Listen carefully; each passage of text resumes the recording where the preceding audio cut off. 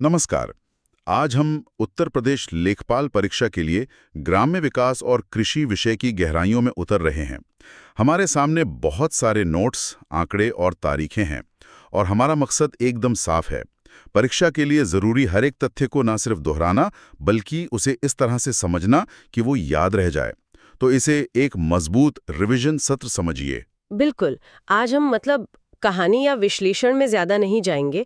परीक्षा में सीधे सीधे फैक्ट्स पूछे जाते हैं, तो हम भी पॉइंट्स टू पॉइंट सिर्फ वही जानकारी देंगे जो याद रखनी है, लेकिन तथ्यों को जोड़ने की कोशिश करेंगे क्योंकि जुड़ी हुई चीजें दिमाग में आसानी से बैठती हैं। चलिए सबसे बुनियादी और सबसे जरूरी आंकड़ों से शुरू करते हैं। ठीक है, तो सबसे पहले ये समझते हैं कि भारतीय अर्थव्यवस्था में कृषि की जगह क्या है। इसे अर्थव्यवस्था की रीढ़ तो कहते हैं, पर आंकड़े क्या कहते हैं?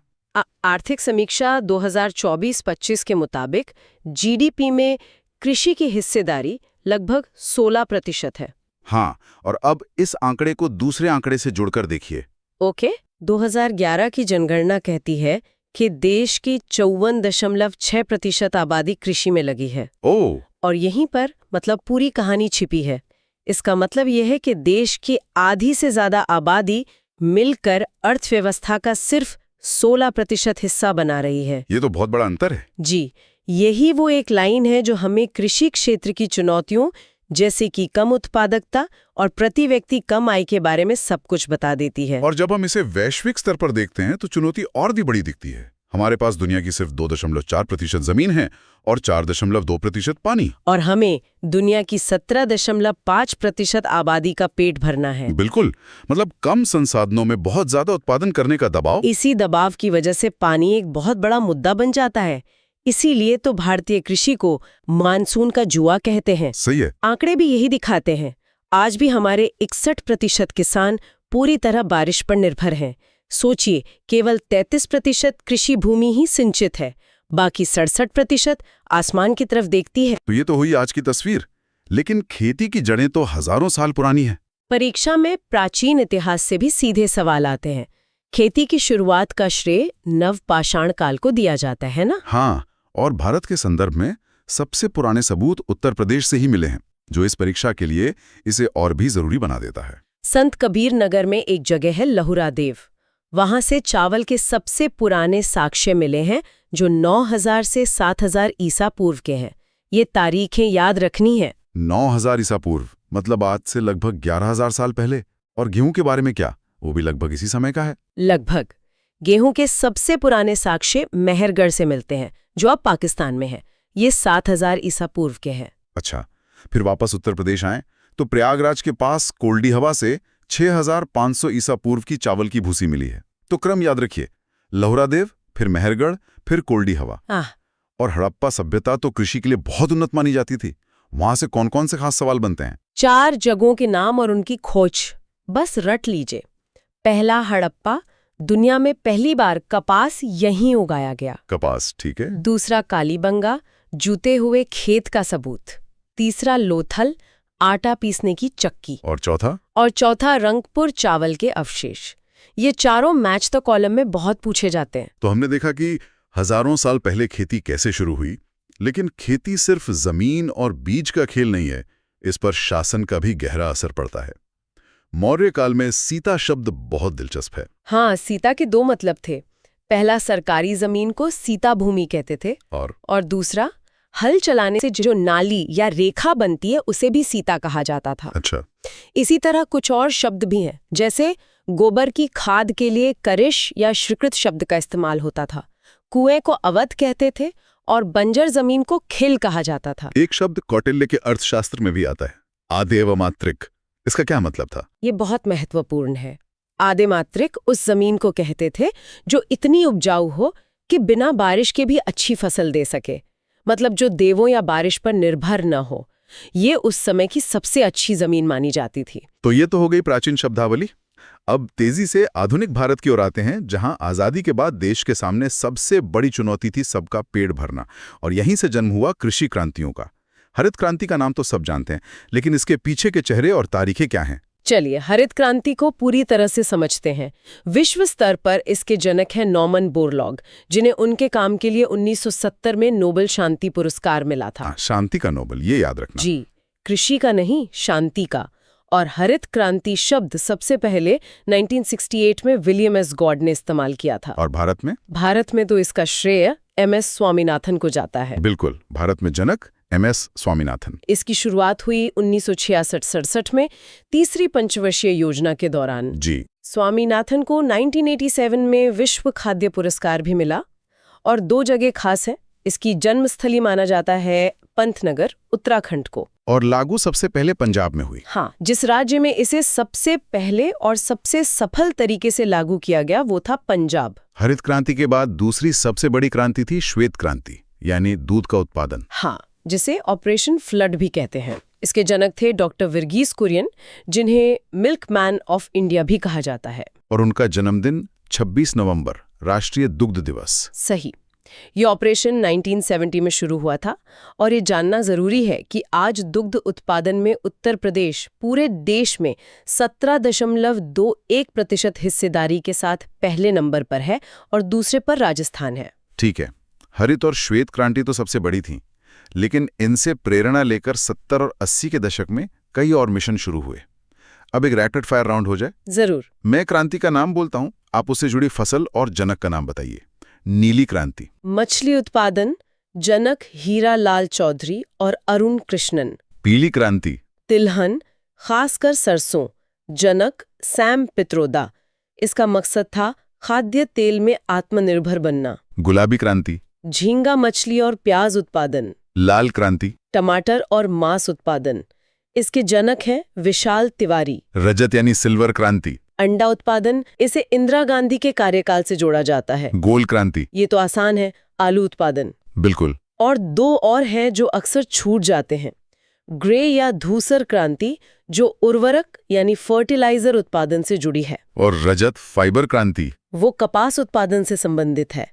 रजत क्रांति अंडे के लिए है और रजत फाइबर कपास के लिए। इसमें कंफ्यूज नहीं होना है। ये क्रांतियां जरूर किसी न किसी सरकारी नीति और व्यवस्था के तहत ही सफल हुई होंगी।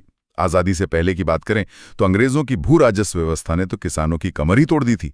वो 3 व्यवस्थाएं कौन सी थीं? हाँ, ये समझना बहुत जरूरी है।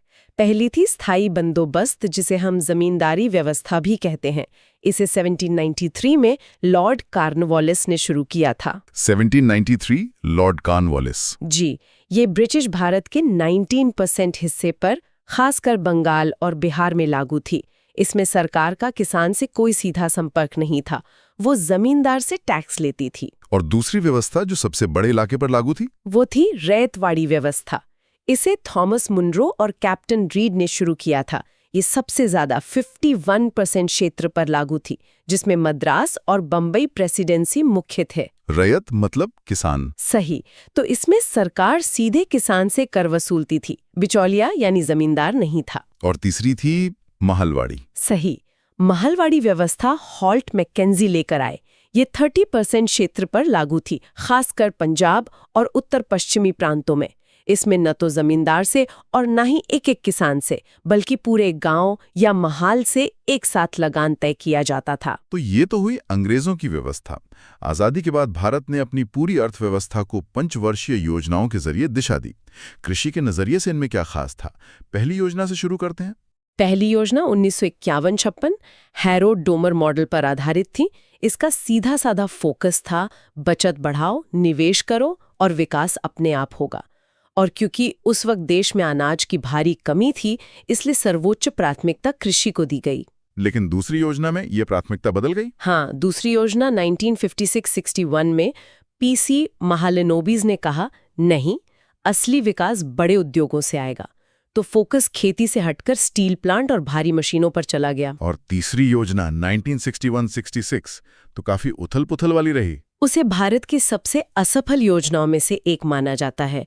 मॉडल था सैंडी और चक्रवर्ती का, लेकिन विफलता के कारण बाहरी थे। जैसे कि युद्ध, 66 का भयंकर सूखा। इसी योजना के दौरान बोकारो स्टील प्लांट बना और हरित क्रांति की नींव पड़ी, लेकिन कुल मिलाकर ये योजना अपने लक्ष्य हासिल नहीं कर पाई। इसी असफलता के बाद योजना अवकाश यानी प्लान हॉलिडे आया था ना? जी, 1966 से 1969 तक 3 साल का ब्रेक लिया गया। फिर चौथी योजना 1969 से 1974 गार्डगिल मॉडल पर आई। इसमें बहुत कुछ हुआ, 14 बैंकों का राष्ट्रीयकरण, श्वेत क्रांति की शुरुआत और इसरो की स्थापना। पांचवी योजना 1974-78 तो अपने नारे के लिए मशहूर है, गरीबी हटाओ। सही, ये डीपी धर मॉडल पर थी, लेकिन ये योजना अपना कार्यकाल पूरा नहीं कर पाई और जनता पार्टी की सरकार ने इसे 1 साल पहले 1978 में ही खत्म कर दिया। और उसके बाद रोलिंग प्लान आया। हाँ, 1978 से 80 तक गुन्नार मिर्डल के मॉडल पर अनवरत योजना या रोलिंग प्लान चला। और छठी योजना में कृषि के लिए एक बहुत बड़ा संस्थान बना। बहुत बड़ा। छठी योजना 1980-85 में 12 जुलाई 1982 को नाबार्ड की स्थापना हुई। ये कृषि और ग्रामीण विकास के लिए देश का सबसे बड़ा बैंक है। ये तारीख और साल दोनों बहुत महत्वपूर्ण हैं। सातवीं 1985-90 का नारा था रोजी रोटी और उत्पादकता। फिर आठवीं योजना 1992-97 में राव मनमोहन मॉडल के तहत एलपीजी नीतियां आईं। जी, और फोकस मानव संसाधन विकास पर चला गया। 11वीं योजना का ड्राफ्ट सी रंगराजन ने तैयार किया और 12वीं योजना 2012-17 हमारी आखिरी पंचवर्षीय योजना थी, जिसका लक्ष्य था तीव्र, सतत और अधिक समावेशी विकास। बिल्कुल। इन योजनाओं के मॉडल, उनकी प्राथमिकता और उनके दौरान हुई प्रमुख घटनाओं से सीधे सवाल बनते हैं। बिल्कुल। अब योजनाओं और नीतियों से आगे बढ़कर उन संस्थानों की बात करते हैं जहां कृषि पर रिसर्च होती है। इनके स्थान को लेकर सीधे सवाल आते हैं, जैसे केंद्रीय आलू अनुसंधान संस्थान कहाँ है? CPRI यानी central potato research institute Shimla में है। और भारतीय गन्ना अनुसंधान संस्थान? ISR ये लखनऊ में है, कंफ्यूज मत होइएगा। गन्ना प्रजनन संस्थान कोयम्बटूर में है, लेकिन भारतीय गन्ना अनुसंधान संस्थान लखनऊ में है। ठीक है। केंद्रीय पक्षी अनुसंधान संस्थान CARI और केंद्रीय बकरी अनुसंधान संस्थान CIRG। पक्षी वाला इज्जत नगर बरेली में है और बकरी वाला मखदूम मथुरा में है। ये दोनों उत्तर प्रदेश में है। राष्ट्रीय चावल अनुसंधान संस्थान? ये कटक उड़ीसा में है, जबकि अंतर्राष्ट्रीय चावल अनुसंधान संस्थान फिलीपींस में है। और आखिरी में राष्ट्रीय दाल और चीनी संस्थान? ये दोनों कानपुर में है। और लखनऊ में गन्ना वाले के अलावा केंद्रीय औषधि एवं सुगंध पौधा संस्थान मतलब CMAP भी है। ये सभी नाम और जगहें बहुत जरूरी हैं। चलिए अब हम अपने अंतिम और सबसे महत्वपूर्ण हिस्से पर आते हैं, वो तथ्य जो सीधे सीधे उत्तर प्रदेश से जुड़े हैं। सबसे पहला सवाल, भारत में 15 कृषि जलवायु क्षेत्र हैं, तो उत्तर प्रदेश में कितने हैं? उत्तर प्रदेश को 9 कृषि जलवायु क्षेत्रों में बांटा गया है। ये संख्या सीधे सीधे पूछी जाती है। अब बात करते हैं उत्तर प्रदेश के मशहूर फलों और उनके उत्पादक जिलों की। आम की बात करें तो सबसे पहले लखनऊ का नाम आता है। हाँ, लखनऊ खासकर दशहरी आम के लिए मशहूर है, जिसे मलिहाबादी आम भी कहते हैं। इसके अलावा सहारनपुर और मेरठ में भी आम खूब होता है और बनारस का लंगड़ा आम भी बहुत प्रसिद्ध है। आंवले के लिए तो एक ही जिला मशहूर है, प्रतापगढ़। आंवले का सबसे बड़ा उत्पादक। अमरूद के लिए प्रयागराज, जिसे पहले इलाहाबाद कहते थे, वहाँ का इलाहाबादी अमरूद बहुत फेमस है। बरेली में भी होता है। जी, इसकी कुछ किस्में भी पूछ ली जाती हैं, जैसे लखनऊ 49 जिसे सरदार भी कहते हैं, ललित और सुरखा। केला, लीची और संतरा कहाँ होते हैं? केले का उत्पादन वाराणसी और गोरखपुर में ज्यादा होता है। मालभोग और चीनी चंपा इसकी किस्में हैं और लीची और संतरे दोनों के लिए सहारनपुर और मेरठ का इलाका सबसे आगे है। और आखिर में कुछ प्रमुख फसलों की बीमारियां जो अक्सर पूछ ली जाती हैं। धान की सबसे आम बीमारी कौन सी है? धान का खैरा रोग, जो जिंक की कमी से होता है। गन्ने में रेड रॉट या लाल सड़न रोग लगता है। मूंगफली में टिक्का रोग बहुत आम है और मक्का में लीफ ब्लाइट या झुलसा रोग लगता है। ये बीमारियां और फसलें सीधे मैच करने को आती हैं। बहुत बढ़िया। तो चलिए भारत में जो स्थानीय स्वशासन की व्यवस्था है उसे थोड़ा गहराई से समझते हैं। और ये कोई नया विचार नहीं है, इसकी जड़ें तो बहुत बहुत पुरानी हैं। बिल्कुल, मतलब अगर हम देखें तो ये परंपरा तो हमेशा से रही है। ऋग्वेद तक में सभा और समिति जैसी स्थानीय इकाइयों का जिक्र मिलता है। हाँ, और रामायण में भी प्रशासन पुर और जनपद में बटा था। सही कहा। सल्तनत काल में भी प्रांतों को विलायत कहते थे, लेकिन जो ढांचा हम आज देखते हैं उसकी नींव आधुनिक भारत में रखी गई, खासकर ब्रिटिश राज में। हाँ, पहली महत्वपूर्ण कोशिश 1870 में लॉर्ड मेयो ने की थी। उन्होंने पंचायतों को थोड़ी कार्यात्मक और वित्तीय स्वायत्तता दी, लेकिन असली गेम चेंजर थे लॉर्ड रिपन। 1882 वाला प्रस्ताव। हाँ, 1882 का उनका प्रस्ताव। उसे भारत में स्थानीय स्वशासन का मैग्ना कार्टा कहा जाता है। ये एक बेहद जरूरी तथ्य है।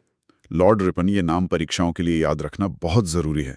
मैंने इसे याद रखने का एक तरीका सुना है। बताइए। रिपन ने रिबन काटा। ये अच्छा है। जैसे किसी चीज का उद्घाटन होता है, वैसे ही भारत में स्थानीय स्वशासन का औपचारिक उद्घाटन रिपन ने किया।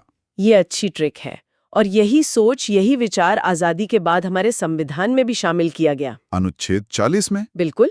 संविधान के भाग 4 जो नीति निर्देशक तत्व हैं, उसमें अनुच्छेद 40 सीधे सीधे कहता है कि राज्य ग्राम पंचायतों को बनाने के लिए कदम उठाएगा। ये पूरी तरह गांधी जी के ग्राम स्वराज के विचार से प्रेरित है। अनुच्छेद 40 को भी याद रखने की एक ट्रिक है। अच्छा?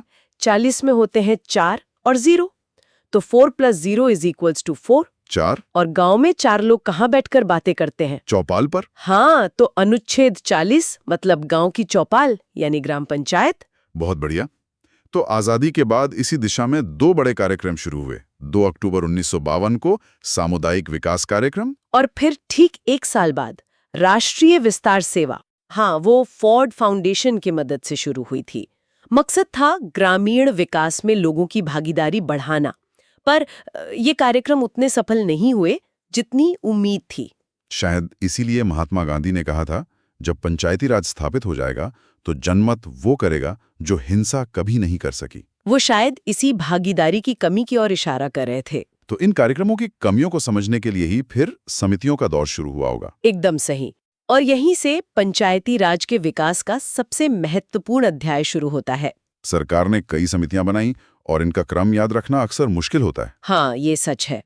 तो इसके लिए एक मास्टर निमोनिक है, बैग लेता, मतलब बैग लेता, बैग लेता। हाँ। बी से बलवंत राय मेहता 1957, ए से अशोक मेहता 1977, जी से GVK राव 1985, एल से LM सिंघवी 1986 और टी से थुंगन समिति 1989। ये तो बहुत आसान कर देगा। चलिए इसी क्रम में समझते हैं। ठीक है, तो बी से शुरू करते हैं। बलवंत राय मेहता समिति 1957। इस समिति को सामुदायिक विकास कार्यक्रम की असफलता के कारण जानने के लिए बनाया गया था, और इसने जो सुझाव दिया वो आज भी हमारी व्यवस्था की नींव है। त्रिस्तरीय पंचायती राज व्यवस्था। बिल्कुल। ग्राम स्तर पर ग्राम पंचायत, ब्लॉक स्तर पर पंचायत समिति और जिला स्तर पर जिला परिषद। अच्छा, तो उनके नाम में ही इसका जवाब छुपा है। बलवंत राय मेहता नाम में 3 शब्द हैं, तो व्यवस्था भी 3 स्तरीय। हाँ, ये ट्रिक काम करती है। इसीलिए इन्हें पंचायती राज का वास्तुकार या शिल्पी भी कहते हैं ना? एकदम सही। इनकी सिफारिशें 1 अप्रैल 1958 को मान ली गईं, और फिर 2 अक्टूबर 1959 को प्रधानमंत्री नेहरू ने राजस्थान के नागौर जिले से इसका औपचारिक शुभारंभ किया। ये तारीख और जगह दोनों ही बहुत महत्वपूर्ण है। हाँ, नागौर राजस्थान, और आंध्र प्रदेश इसे लागू करने वाला दूसरा राज्य बना। इसके 20 साल बाद 1977 में अशोक मेहता समिति आई। तब जनता पार्टी की सरकार थी। हाँ, और उन्होंने कुछ बहुत अलग सुझाया। उन्होंने महसूस किया कि जो ब्लॉक स्तर की पंचायत समिति है वो असरदार काम नहीं कर पा रही है। मतलब वो बीच का लेवल। हाँ, वो एक तरह से नौकरशाही में फंस गई थी। तो अशोक मेहता समिति ने कहा, इस बीच के स्तर को हटा दो और सिर्फ 2 स्तर रखो। बिल्कुल। मंडल पंचायत, जो कुछ गांवों का समूह हो, और एक शक्तिशाली जिला परिषद, सारी ताकत जिले के हाथ में हो। तो यहाँ भी नाम वाली ट्रिक काम कर गई। अशोक मेहता 2 शब्द तो 2 स्तरीय व्यवस्था। सही है। इसके बाद GVK राव समिति 1985। इनका मुख्य योगदान क्या था? जी, GVK राव समिति योजना आयोग के कहने पर बनी थी। इसका सबसे बड़ा जोर इस बात पर था कि प्लानिंग की जो मुख्य इकाई है वो जिला होना चाहिए, district as the basic unit of planning. एक मिनट, ये थोड़ा अजीब लगता है। इतनी सारी समितियां बन गईं, इतने कार्यक्रम चले, लेकिन लगभग 40 साल तक इन संस्थाओं को संवैधानिक दर्जा देने का ख्याल क्यों नहीं आया? बहुत अच्छा सवाल है। ये तो सबसे जरूरी चीज लगती है। और इसका जवाब मिलता है LM सिंघवी समिति की सिफारिशों में। बात असल में राजनीतिक थी। राज्य सरकारें अपनी शक्ति का बंटवारा नहीं करना चाहती थीं। अच्छा। पंचायतों को संवैधानिक दर्जा देने का मतलब था कि राज्य सरकारें उन्हें जब चाहे नजरअंदाज या भंग नहीं कर सकती। ये एक बहुत बड़ा पावर शिफ्ट था जिसके लिए राजनीतिक इच्छा शक्ति जुटाने में दशकों लग गए। तो सिंघवी समिति ने पहली बार इस मुद्दे को जोर शोर से उठाया। हाँ, 1986 में। तो इसको याद रखने के लिए सिंघवी और संविधान दोनों एस से शुरू होते हैं। सिंघवी इज इक्वल टू संविधान। हाँ, ये भी अच्छी ट्रिक है। सिंघवी समिति ने एक और बात कही थी, पंचायतों के चुनाव से जुड़े विवादों को सुलझाने के लिए एक अलग जुडिशियल ट्रिब्यूनल बनाने की सलाह दे। ओके। और अंत में पी.के. थुंगन समिति 1989 ने भी संवैधानिक दर्जे की बात को और मजबूत किया। इन्हीं सब सिफारिशों ने 73वें संविधान संशोधन की जमीन तैयार की। तो ये तो हुई गांव की कहानी, लेकिन भारत की तस्वीर शहरों के बिना तो अधूरी है। तो इसके लिए 74वां संशोधन लाया गया। हाँ, 73वें की जुड़वा बहन की तरह ये शहरी भारत में लोकतंत्र को गलियों और मोहल्लों तक पहुंचाने के लिए था। 74वां संविधान संशोधन अधिनियम जो 1 जून 1993 से लागू हुआ, ये शहरी स्थानीय स्वशासन यानी नगर पालिकाओं से जुड़ा है। इसने संविधान में एक नया भाग 9A और 12वीं अनुसूची जोड़ी। और 12वीं अनुसूची में शहरी निकायों के लिए 18 विषय दिए गए हैं। हाँ, 18। इसे याद रखने का एक मजेदार तरीका है, गांव में खेती, पशुपालन, भूमि सुधार जैसे बहुत काम होते हैं तो उन्हें 29 विषय मिले। शहर में काम अपेक्षाकृत कम होते हैं तो उन्हें 18 विषय दिए गए हैं। ये तर्क याद रखने के लिए तो अच्छा है। और अगर ऐतिहासिक रूप से देखें तो भारत का पहला नगर निगम 1687 में बना था, मद्रास में। हाँ, बाद में 1726 में कलकत्ता और बॉम्बे में भी नगर निगम स्थापित हुए। और शहरी निकायों का ढांचा कैसा होता है? क्या वो भी त्रिस्तरीय है? हाँ, ये भी त्रिस्तरीय ही है। जो इलाके गांवों से शहर बन रहे हैं वहां नगर पंचायत, छोटे शहरों के लिए नगर पालिका परिषद और बड़े महानगरों के लिए नगर निगम। और वार्ड समितियों का भी प्रावधान है। हाँ, 3 लाख से ज्यादा आबादी वाले शहरों में। आरक्षण के प्रावधान अनुच्छेद 243T में दिए गए हैं। 2 और अनुच्छेद हैं जो अक्सर पूछे जाते हैं। एक है अनुच्छेद 243ZD। ZD जिला डेवलपमेंट। बिल्कुल, ये जिला योजना समिति यानी डिस्ट्रिक्ट प्लानिंग कमेटी से जुड़ा है। और दूसरा है अनुच्छेद 243ZE जो महानगर योजना समिति के लिए है। ठीक है, तो अब वापस आते हैं उस ऐतिहासिक संशोधन पर जिसने पंचायती राज को संवैधानिक जामा पहनाया, 73वां संविधान संशोधन अधिनियम 1992, जो पूरे देश में 24 अप्रैल 1993 से लागू हुआ। और इसीलिए हर साल 24 अप्रैल को राष्ट्रीय पंचायत दिवस मनाया जाता है। सही। इस संशोधन ने संविधान में एक नया भाग 9 और एक नई 11वीं अनुसूची जोड़ी, जिसमें पंचायतों के लिए 29 विषय हैं। हाँ, और इसने कुछ चीजें हर राज्य के लिए अनिवार्य कर दी, जैसे त्रिस्तरीय ढांचा, 5 साल का निश्चित कार्यकाल और पंचायत भंग होने पर 6 महीने के अंदर चुनाव। सदस्य बनने के लिए न्यूनतम आयु 21 वर्ष। हाँ, 21 साल। 29 विषयों को याद रखने की ट्रिक भी है। 29 में है 2 और 9 और 2 + 9 = 11, यानी 29 विषय 11वीं अनुसूची में है।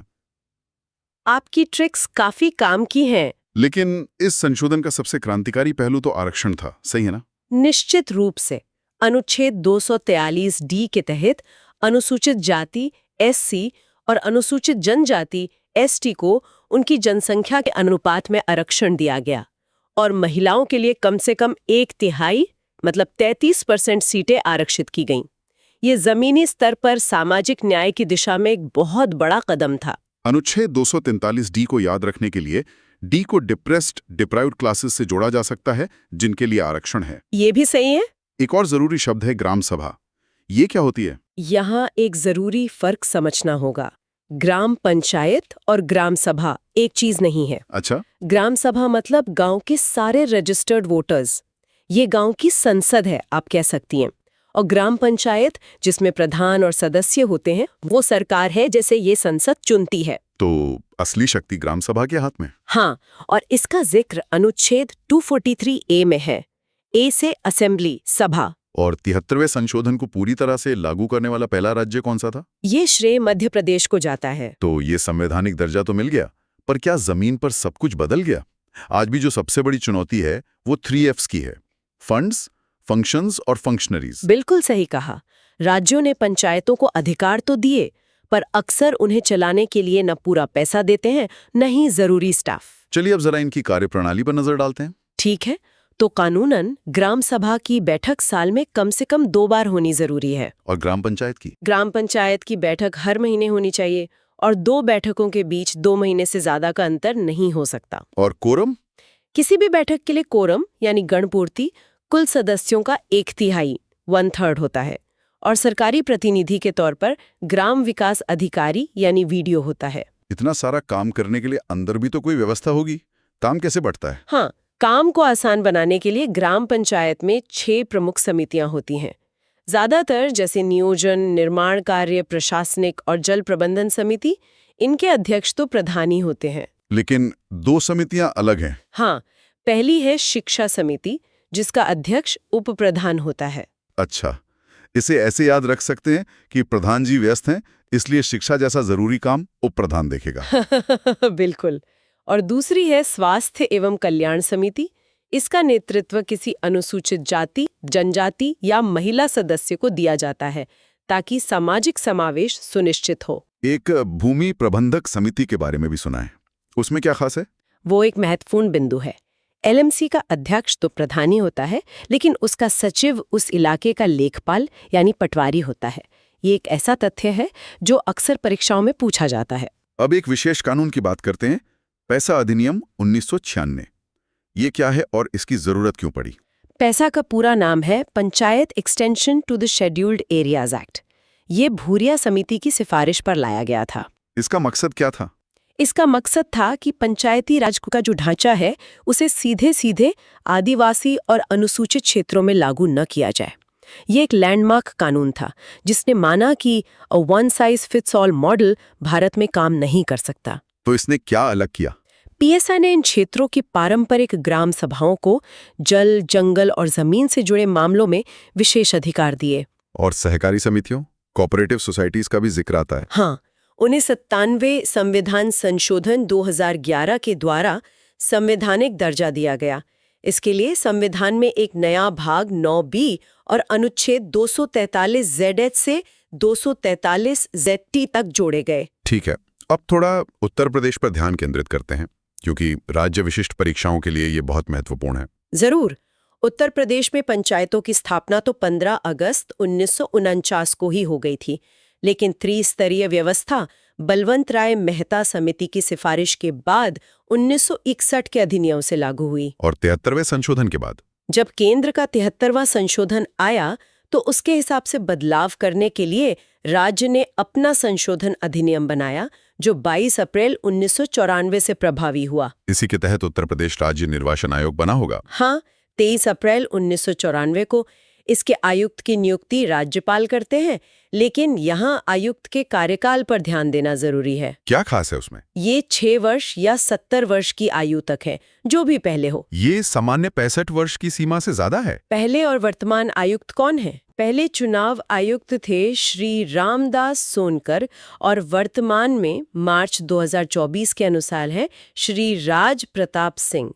इसे याद रखने की एक सरल ट्रिक है, राम राज करते हैं, पहले राम फिर राज। वाह, सही है ना? हाँ। और राज्य वित्त आयोग के बारे में क्या? उसका गठन भी 1994 में हुआ। संविधान में इसका प्रावधान अनुच्छेद 243I में है। आई को इनकम या फाइनेंस से जोड़कर याद रख सकते हैं। हाँ, और राज्यपाल हर 5 साल पर इसका गठन करते हैं। उत्तर प्रदेश से जुड़े कुछ और जरूरी तथ्य। 2 बातें और। एक, 1955 में यहाँ पंचायत अदालतों का नाम बदलकर न्याय पंचायत कर दिया गया था। और दूसरा, महिला आरक्षण। जब हम ग्रामीण विकास कहते हैं तो इसका मतलब सिर्फ खेती-बाड़ी नहीं है। बिल्कुल। इसका असली मकसद है गांव में रहने वाली आबादी के सामाजिक, आर्थिक और मानवीय यानी हर पहलू को बेहतर बनाना, ताकि उनके जीवन का स्तर सुधरे। जी। और इस कहानी का पैमाना समझना बहुत जरूरी है। 2011 की जनगणना के हिसाब से भारत में 6,40,930 गांव हैं। 6,40,930। ये तो एक बहुत बड़ी संख्या है। बहुत बड़े। जब हम विकास की बात करते हैं तो हम इतने बड़े स्तर पर बदलाव लाने की बात कर रहे होते हैं। इसे याद रखने का एक तरीका हो सकता है 640, जैसे क्रिकेट में छक्का, चौका और फिर शून्य। हाँ, ये अच्छा है। वैसे किसी भी इलाके को गांव या ग्रामीण कहने का कोई आधार होता है? मतलब शहर और गांव का फर्क कागजों पर कैसे तय होता है? हाँ, इसके लिए 3 मुख्य मानक तय किए गए हैं। पहला, वहां की आबादी 5000 लोगों से कम होनी चाहिए। 5000 से कम। दूसरा, जनसंख्या का घनत्व यानी प्रति वर्ग किलोमीटर में रहने वाले लोग 400 से ज्यादा ना हो। अच्छा। और तीसरा, जो काफी दिलचस्प है, कि वहां काम करने वाले पुरुषों में से कम 25% खेतीबाड़ी के काम में लगे हों। तो इसका मतलब ये हुआ कि अगर किसी जगह की आबादी 5000 से कम भी हो, लेकिन वहां ज्यादातर लोग फैक्ट्री में काम करते हों, तो उसे ग्रामीण नहीं माना जाएगा। समझ गई। अब आबादी की बात करें तो भारत की लगभग 68.89% जनसंख्या यानी करीब 83 करोड़ लोग आज भी गांव में रहते हैं। बिल्कुल। इस आंकड़े को भी याद रखने का एक सरल तरीका है। 68.8 को लगभग 69% मान सकते हैं। अच्छा। महात्मा गांधी का जन्म 1869 में हुआ था। अच्छा। और उनका मानना था कि असली भारत गांव में बसता है। वाह, तो ये 69 का आंकड़ा हमें सीधे गांधी जी की उस सोच से जोड़ता है। जी। और 2001 से 2011 के बीच ही ग्रामीण आबादी में 12% की बढ़ोतरी हुई, जो दिखाता है कि संख्या लगातार बढ़ रही है। इतने बड़े पैमाने पर विकास की योजनाओं को लागू करना अपने आप में एक चुनौती होगी। बिल्कुल। ग्राम्य विकास यानी कमिश्नर रूरल डेवलपमेंट का पद बनाया गया है, ताकि योजनाएं सिर्फ कागजों पर ना रहें बल्कि जमीनी स्तर पर सही तरीके से लागू हों। एकदम सही। तो हमने देखा कि ग्रामीण भारत की परिभाषा क्या है और इसकी आबादी कितनी बड़ी है। लेकिन इस विशाल आबादी के विकास की कोशिशें कोई नई नहीं है। असल में इसकी जड़ें आज़ादी से भी पहले के दौर में मिलती हैं। सही कहा आपने। आज़ादी से पहले भी कई व्यक्तिगत और सामुदायिक स्तर पर कोशिशें हुईं, जैसे 1903 में सर डैनियल हैमिल्टन की आदर्श ग्राम योजना थी। और उसके बाद 1920 में एफएल ब्रायन की गुड़गांव परियोजना। जी। गुड़गांव, जिसे आज हम गुरुग्राम कहते हैं, जो एक आईटी हब है, वहाँ ब्रेन वाले लोग रहते हैं। शायद इस तरह ब्रायन का नाम याद रखा जा सकता है। यह अच्छी ट्रिक है। फिर 1921 में आई डॉक्टर स्पेंसर हैच की मार्थांडम परियोजना। मार्थांडम परियोजना। इस परियोजना में पोल्ट्री पर विशेष जोर था। अच्छा, हैच, जैसे मुर्गी अंडे को हैच करती है, तो हैच का सीधा संबंध मार्थांडम से हो गया। बिल्कुल। अगला है 1922 में रविंद्रनाथ टैगोर द्वारा शुरू की गई श्री निकेतन योजना। हाँ। रविंद्रनाथ टैगोर को सम्मान से श्री कहते हैं, तो श्री निकेतन का संबंध टैगोर से है। ये भी आसान है। जी। इसके बाद कुछ और भी प्रमुख योजनाएं हैं। हाँ, 1932 में बीटी कृष्णमाचारी का बड़ौदा विलेज रिकंस्ट्रक्शन प्रोजेक्ट। फिर 1936 में महात्मा गांधी की सेवा ग्राम योजना। गांधी जी हमेशा देश की सेवा करते थे, इस तरह ये याद रहेगा। हाँ। और फिर 1945 में एटी मोशर और बीएन गुप्ता की इंडियन विलेज सर्विस। और आजादी से ठीक पहले 1946 में मद्रास सरकार की फिरका विकास योजना। जी। तो अब जरा ग्रामीण विकास मंत्रालय के ऐतिहासिक विकास क्रम को समझते हैं। इसकी शुरुआत तो 1974 में हुई थी, खाद्य और कृषि मंत्रालय के एक विभाग के तौर पर। जी बिल्कुल। और उसके बाद इसके नाम में कई बार बदलाव हुए। हाँ, मैंने भी पढ़ा है। एक मिनट, मंत्रालय का नाम इतनी बार क्यों बदला गया? क्या इससे काम पर असर नहीं पड़ता? ये एक महत्वपूर्ण सवाल है। देखिए, ये सिर्फ नाम बदलना नहीं था। हर बदलाव उस समय की सरकार की बदलती प्राथमिकताओं और ग्रामीण विकास को देखने के नजरिए को दिखाता है। अच्छा। जैसे 18 अगस्त 1979 को इसका नाम ग्रामीण पुनर्गठन मंत्रालय हुआ, जिसका मतलब था कि फोकस सिर्फ विकास नहीं बल्कि पूरे ग्रामीण ढांचे को पुनर्गठित करने पर है। और फिर 23 जनवरी 1982 को ये ग्रामीण विकास मंत्रालय बना। जी। और 1985 में तो इसका नाम कृषि तथा ग्रामीण विकास मंत्रालय कर दिया गया था। उस वक्त ज्ञानी ज़ैल सिंह राष्ट्रपति और राजीव गांधी प्रधानमंत्री थे। इसमें कृषि शब्द को जोड़ा गया। हाँ, और ये इस बात का संकेत था कि सरकार कृषि और ग्रामीण विकास को एक ही सिक्के के दो पहलू मान रही थी। लेकिन फिर बदलाव हुआ। जी, 5 जुलाई 1991 को इसे पुनः ग्रामीण विकास मंत्रालय का नाम दिया गया। उस समय राष्ट्रपति आर वेंकटरमण और प्रधानमंत्री पीवी नरसिम्हा राव थे। शायद ये इस बात को दर्शाता है कि ग्रामीण विकास का दायरा सिर्फ खेती से कहीं ज्यादा बड़ा है। इसमें सड़कें, आवास, रोजगार सब कुछ शामिल है। आप बिल्कुल सही समझ रही हैं। एक और महत्वपूर्ण बदलाव 1999 में हुआ। हाँ, उस समय ग्रामीण क्षेत्र तथा रोजगार मंत्रालय का नाम बदलकर फिर से ग्रामीण विकास मंत्रालय कर दिया गया। तब राष्ट्रपति R.K. नारायणन और प्रधानमंत्री अटल बिहारी वाजपेयी थे। जी। तो ये नाम का सफर अपने आप में ग्रामीण भारत की बदलती जरूरतों की कहानी कहता है। आज के समय में मतलब 2025 के अनुसार इस मंत्रालय की क्या संरचना है? आज मंत्रालय के 2 मुख्य विभाग हैं। एक है ग्रामीण विकास विभाग और दूसरा है भूमि संसाधन विभाग। ये बंटवारा काम को बहुत स्पष्ट कर देता है। अच्छा, तो इनका काम कैसे बटा हुआ है? ग्रामीण विकास विभाग देखता है विकसित भारत, रोजगार और आजीविका मिशन, प्रधानमंत्री ग्राम सड़क योजना और आवास जैसी योजनाएं। मतलब जो सीधे सीधे लोगों से जुड़ी हैं। हाँ, और भूमि संसाधन विभाग, जैसा नाम से ही पता चलता है, वो एकीकृत वाटरशेड प्रबंधन और भू अभिलेख आधुनिकीकरण जैसे कार्यों को देखता है। समझ गए। 2 जुलाई 1992 को मंत्रालय के अधीन बंजर भूमि विकास विभाग का भी गठन किया गया था। जी, ये भी एक महत्वपूर्ण कदम था और ये मंत्रालय अंतर्राष्ट्रीय स्तर पर सीरडैप और आरडो के लिए भारत का नोडल विभाग भी है। सीरडैप और आरडो? हाँ, सीरडैप है एशिया और प्रशांत के लिए एकीकृत ग्रामीण विकास केंद्र और आरडो है अफ्रीकी एशियाई ग्रामीण विकास संगठन। अच्छा। इसके अलावा जिला स्तर पर गरीबी हटाने के कार्यक्रमों को लागू करने के लिए 1999 में जिला ग्रामीण विकास अभिकरण यानी DRDA की स्थापना की गई थी। इन योजनाओं की लंबी सूची में एक नाम बहुत प्रमुखता से आता है, 20 सूत्रीय कार्यक्रम। ये 1975 में इंदिरा गांधी द्वारा लाया गया था। ये इतना खास क्यों माना जाता है? 20 सूत्रीय कार्यक्रम या TPP एक तरह से गरीबी और असमानता पर सीधा और व्यापक प्रहार था। ये पहली बार था जब गरीबी हटाने के लिए एक संगठित राष्ट्रव्यापी कार्यक्रम इतने बड़े स्तर पर शुरू किया गया। लेकिन समय के साथ देश की जरूरतें बदलती हैं, इसीलिए इसे 3 बार पुनर्गठित किया गया। जी, 1982 में, 1986 में और अंत में 2006 में। तो वर्तमान में 20 सूत्रीय कार्यक्रम 2006 लागू है, जो 1 अप्रैल 2007 से प्रभावी हुआ। बिल्कुल। और इसका मूल मंत्र है गरीबी उन्मूलन और जीवन की गुणवत्ता में सुधार। और इसका खास ध्यान समाज के सबसे वंचित वर्गों पर है, जैसे अनुसूचित जाति जनजाति, गरीब और महिलाएं। जी, उन्हीं पर केंद्रित है। तो ये तो हुई इतिहास और योजनाओं की संरचना की बात। अब वर्तमान पर आते हैं। हाल ही में आए केंद्रीय आर्थिक सर्वेक्षण 2024-25 में कृषि और ग्रामीण विकास को लेकर क्या मुख्य बातें सामने आई हैं? ये आंकड़े हमें जमीनी हकीकत के बारे में क्या बताते हैं?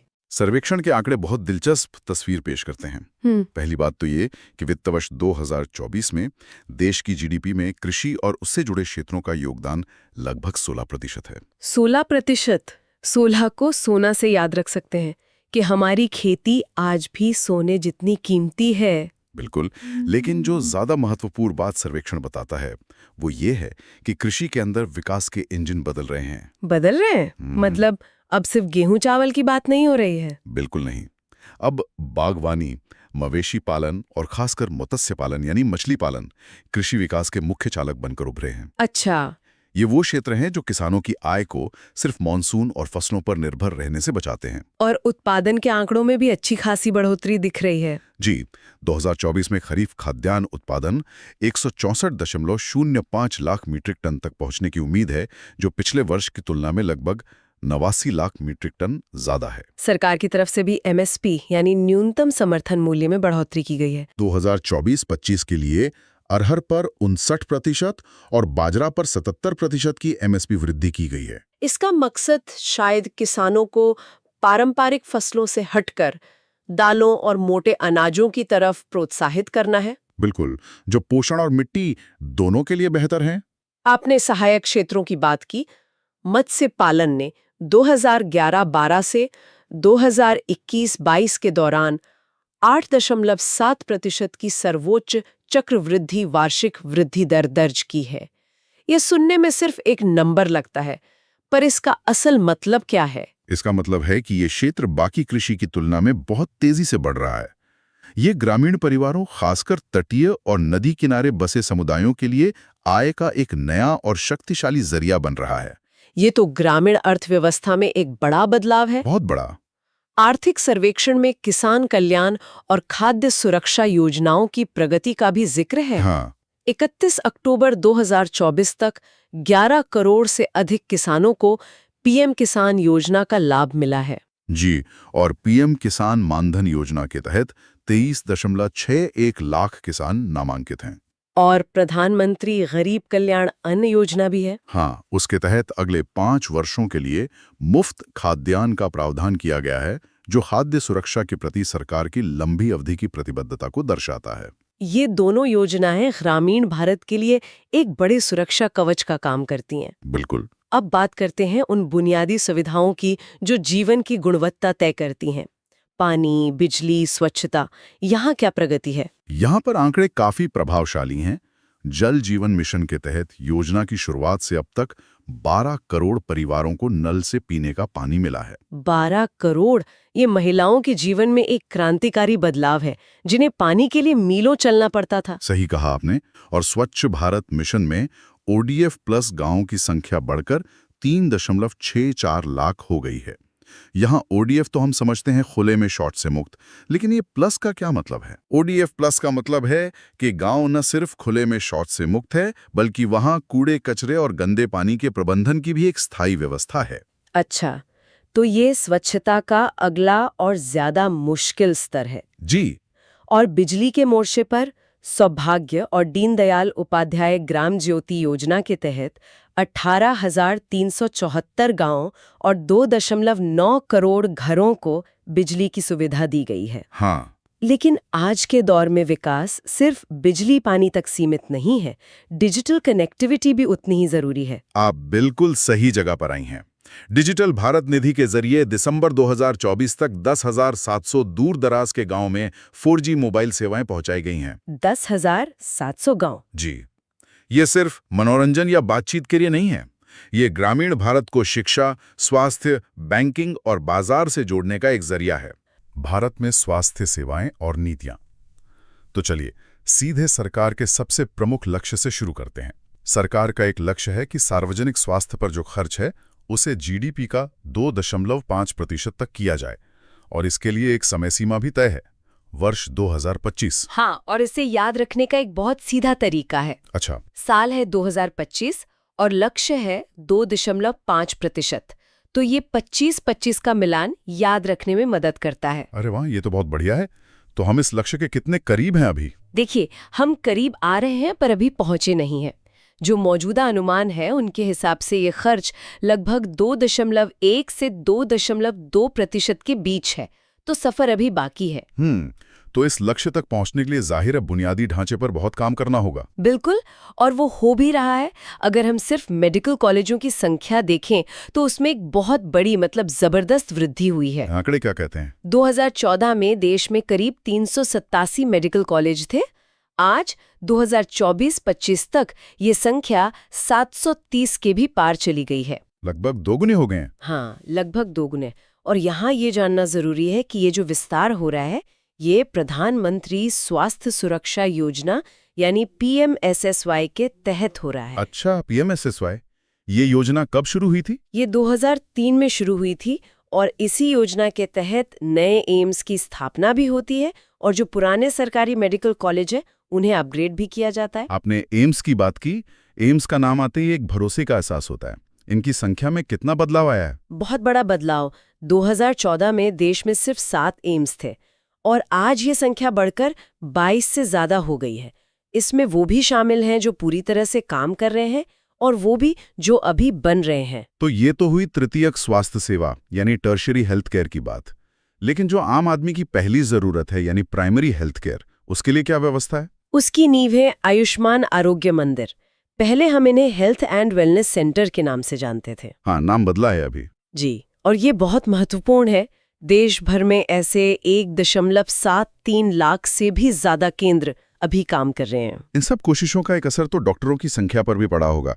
डॉक्टर जनसंख्या अनुपात की क्या स्थिति है? अगर हम एलोपैथिक और आयुष दोनों तरह के डॉक्टरों को शामिल कर लें तो भारत ने विश्व स्वास्थ्य संगठन WHO का जो 1:1000 का अनुशंसित अनुपात है उसे हासिल कर लिया है। ये तो अच्छी खबर है। अच्छा, प्रशासनिक तौर पे ये सब किस मंत्रालय के अधीन आता है? भारत में स्वास्थ्य से जुड़े सभी काम स्वास्थ्य एवं परिवार कल्याण मंत्रालय के अंतर्गत आते हैं और वर्तमान में श्री जगत प्रकाश नड्डा इसके मंत्री हैं। मंत्रालय की एक वेबसाइट भी है, हेल्दी इंडिया नाम से। ठीक है। अब थोड़ा सा इतिहास में वापस चलते हैं। एक बहुत महत्वपूर्ण मिशन का जिक्र आता है, राष्ट्रीय ग्रामीण स्वास्थ्य मिशन या NRHM। हाँ, NRHM। इसकी शुरुआत हुई थी 12 अप्रैल 2005 को। इसका मुख्य उद्देश्य, जैसा कि नाम से ही जाहिर है, ग्रामीण क्षेत्रों तक पहुंचना था, खासकर कमजोर वर्गों तक। बिल्कुल, उन्हें सस्ती और अच्छी गुणवत्ता वाली स्वास्थ्य सेवाएं देना ही इसका एकमात्र लक्ष्य था। 2005 की ये तारीख परीक्षाओं के लिए भी जरूरी होगी। इसे याद रखने का कोई तरीका है? एक छोटा सा स्मारक है। NRHM में 4 अक्षर हैं, NRHM। इसमें एक जोड़ दें तो बनता है 5, यानी 2005। अच्छा। या फिर ऐसे सोच सकते हैं कि आम आदमी को अच्छी सेहत की एक उम्मीद, एक हाई फाइव 2005 में मिली। ये बढ़िया है। और स्वास्थ्य नीति के इतिहास में एक और नाम बार बार आता है, भोर समिति का। हाँ, भोर समिति के बिना तो भारत की स्वास्थ्य प्रणाली की कहानी अधूरी है। इसका गठन 1943 में हुआ था, सर जोसेफ विलियम भोर की अध्यक्षता में। और इसने अपनी रिपोर्ट कब दी? रिपोर्ट आई 1947 में। और यहाँ भी एक सरल स्मारक काम करता है। बताइए। देश को आज़ादी की भोर यानी सुबह 1947 में मिली और रिपोर्ट भी तभी आई। इसी समिति की सिफारिशों ने एक तरह से हमारी शुरुआती स्वास्थ्य प्रणाली की नींव रखी थी। बहुत दिलचस्प। तो चलिए अब वर्तमान पर आते हैं। देश की जो सबसे नई राष्ट्रीय स्वास्थ्य नीति है, जो 2017 में आई। जी, 15 मार्च 2017 को इसे लागू किया गया था। 2017, इसे कैसे याद रखा जाए? इसे ऐसे सोचें कि स्वास्थ्य को 17 यानी खतरे से बचाना है, तो 2017। ठीक है। इस नीति की सबसे खास बात क्या थी? सबसे खास बात थी सोच में बदलाव। इसमें रोग के इलाज से ज्यादा निरोग रहने पर जोर दिया गया। मतलब प्रिवेंटिव हेल्थ केयर पर फोकस शिफ्ट हुआ। इस नीति के तहत कुछ बड़े लक्ष्य भी रखे गए होंगे? हाँ, कई लक्ष्य थे। पहला तो वही जिसकी हमने शुरू में बात की, GDP का 2.5% स्वास्थ्य पर खर्च करना 2025 तक। हाँ, 25-25 वाला। बिल्कुल। दूसरा, जीवन प्रत्याशा को 67.5 वर्ष से बढ़ाकर 70 वर्ष करना, ये भी 2025 तक। और बीमारियों को लेकर भी कुछ खास लक्ष्य थे? जी, जैसे क्षय रोग यानी TB को 2025 तक खत्म करना, कुल प्रजनन दर TFR को 2025 तक 2.1 पर लाना और शिशु मृत्यु दर IMR को 2025 तक 23 प्रति हजार जीवित जन्मों पर लाना। इसमें मातृ मृत्यु दर MMR का भी कोई लक्ष्य था? हाँ, MMR का लक्ष्य 2020 तक 100 प्रति लाख जीवित जन्मों पर लाना था और नेत्रहीनता की व्यापकता को 2023 तक 0.25 प्रति हजार व्यक्ति तक कम करना था।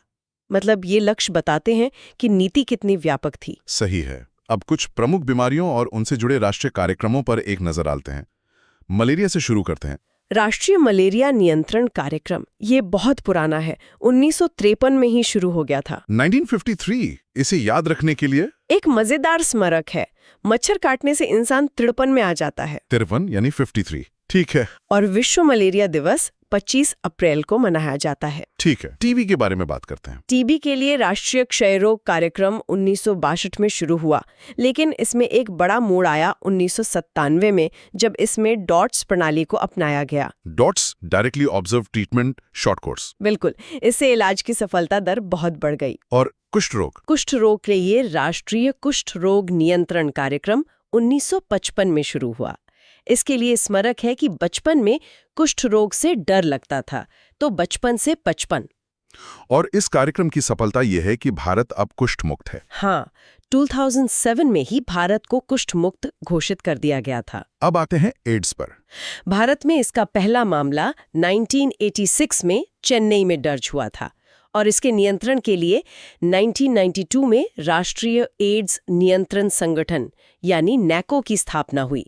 एक टोल फ्री हेल्पलाइन भी है 1097 जो 2014 में शुरू की गई थी। और अब बात करते हैं भारत की सबसे बड़ी स्वास्थ्य सफलताओं में से एक की, पोलियो उन्मूलन। पल्स पोलियो अभियान ये 2 अक्टूबर 1994 को शुरू हुआ था, गांधी जयंती के दिन। जी, और देश में इसका आखिरी मामला मिला 13 जनवरी 2011 को पश्चिम बंगाल के हावड़ा में। और फिर WHO ने भारत को पोलियो मुक्त घोषित कर दिया। हाँ, 27 मार्च 2014 को। 2014, इसके लिए भी एक स्मारक था, है ना? हाँ, जैसे एक 14 साल का वनवास खत्म हुआ, वैसे ही पोलियो का वनवास भी खत्म हुआ। ये कुछ ऐसे कार्यक्रम हैं जिन्हें हम सबने देखा और महसूस किया है। बिल्कुल। इनके अलावा भी कुछ और कार्यक्रम महत्वपूर्ण है, जैसे कालाजार उन्मूलन का लक्ष्य 2023 था, जापानी इंसेफेलाइटिस के लिए राष्ट्रीय कार्यक्रम 2006 में शुरू हुआ और राष्ट्रीय मानसिक स्वास्थ्य कार्यक्रम 1982 से चल रहा है। चलिए आप कुछ प्रमुख योजनाओं पर आते हैं और उत्तर प्रदेश के संदर्भ में बात करते हैं। सबसे पहले पीएम पोषण। हाँ, प्रधानमंत्री पोषण शक्ति निर्माण, जिसे हम सब पहले मिड डे मील योजना के नाम से जानते थे। इस योजना को अभी आगे बढ़ाया गया है। जी, इसे 2021-22 से लेकर 2025-26 तक यानी 5 सालों के लिए मंजूरी दी गई है। और इसमें एक बहुत महत्वपूर्ण बदलाव ये है कि अब इसमें बाल वाटिका के 3 से 5 साल के बच्चों को भी शामिल कर लिया गया है। और मिड डे मील योजना का इतिहास भी तो काफी पुराना है। हाँ, ये 15 अगस्त 1995 को नरसिम्हा राव सरकार के समय शुरू हुई थी और तमिलनाडु इसे लागू करने वाला पहला राज्य था। 1995। इसके लिए कोई स्मारक? सोचिए, 9 से 5 स्कूल नहीं, 1995 में बच्चों को स्कूल में खाना मिला। हाँ, सही है। अब खासतौर पर उत्तर प्रदेश की बात करें तो वहाँ स्वास्थ्य के बुनियादी ढांचे की क्या स्थिति है? उत्तर प्रदेश की स्थिति काफी मजबूत हुई है। वहाँ 6000 से ज्यादा सूचीबद्ध अस्पताल हैं, जो देश में सबसे ज्यादा हैं, और king George medical college KGMU की स्थापना तो 1911 में हुई थी। 1911? इसे ऐसे याद रख सकते हैं कि 1911 में दिल्ली दरबार लगा, जॉर्ज साहब आए और कॉलेज बनवाया। और आयुष्मान भारत योजना में उत्तर प्रदेश का प्रदर्शन कैसा है? इसमें उत्तर प्रदेश देश में पहले स्थान पर है। वहाँ 5 करोड़ से ज्यादा कार्ड बांटे जा चुके हैं। वाह! और एक बहुत बड़ी सफलता का जिक्र पूर्वांचल से आता है। हाँ, JES यानी जापानीज एन्सेफेलाइटिस और एक्यूट एन्सेफेलाइटिस सिंड्रोम, इससे होने वाली मौतों में 95% से ज्यादा की कमी आई है। ये पूर्वांचल के लिए एक बहुत बहुत बड़ी उपलब्धि है। ये सचमुच एक बहुत बड़ी राहत की खबर है। इन सब कामों के लिए पैसा भी बहुत लगता है। हाल के बजट में स्वास्थ्य क्षेत्र के लिए क्या प्रावधान है?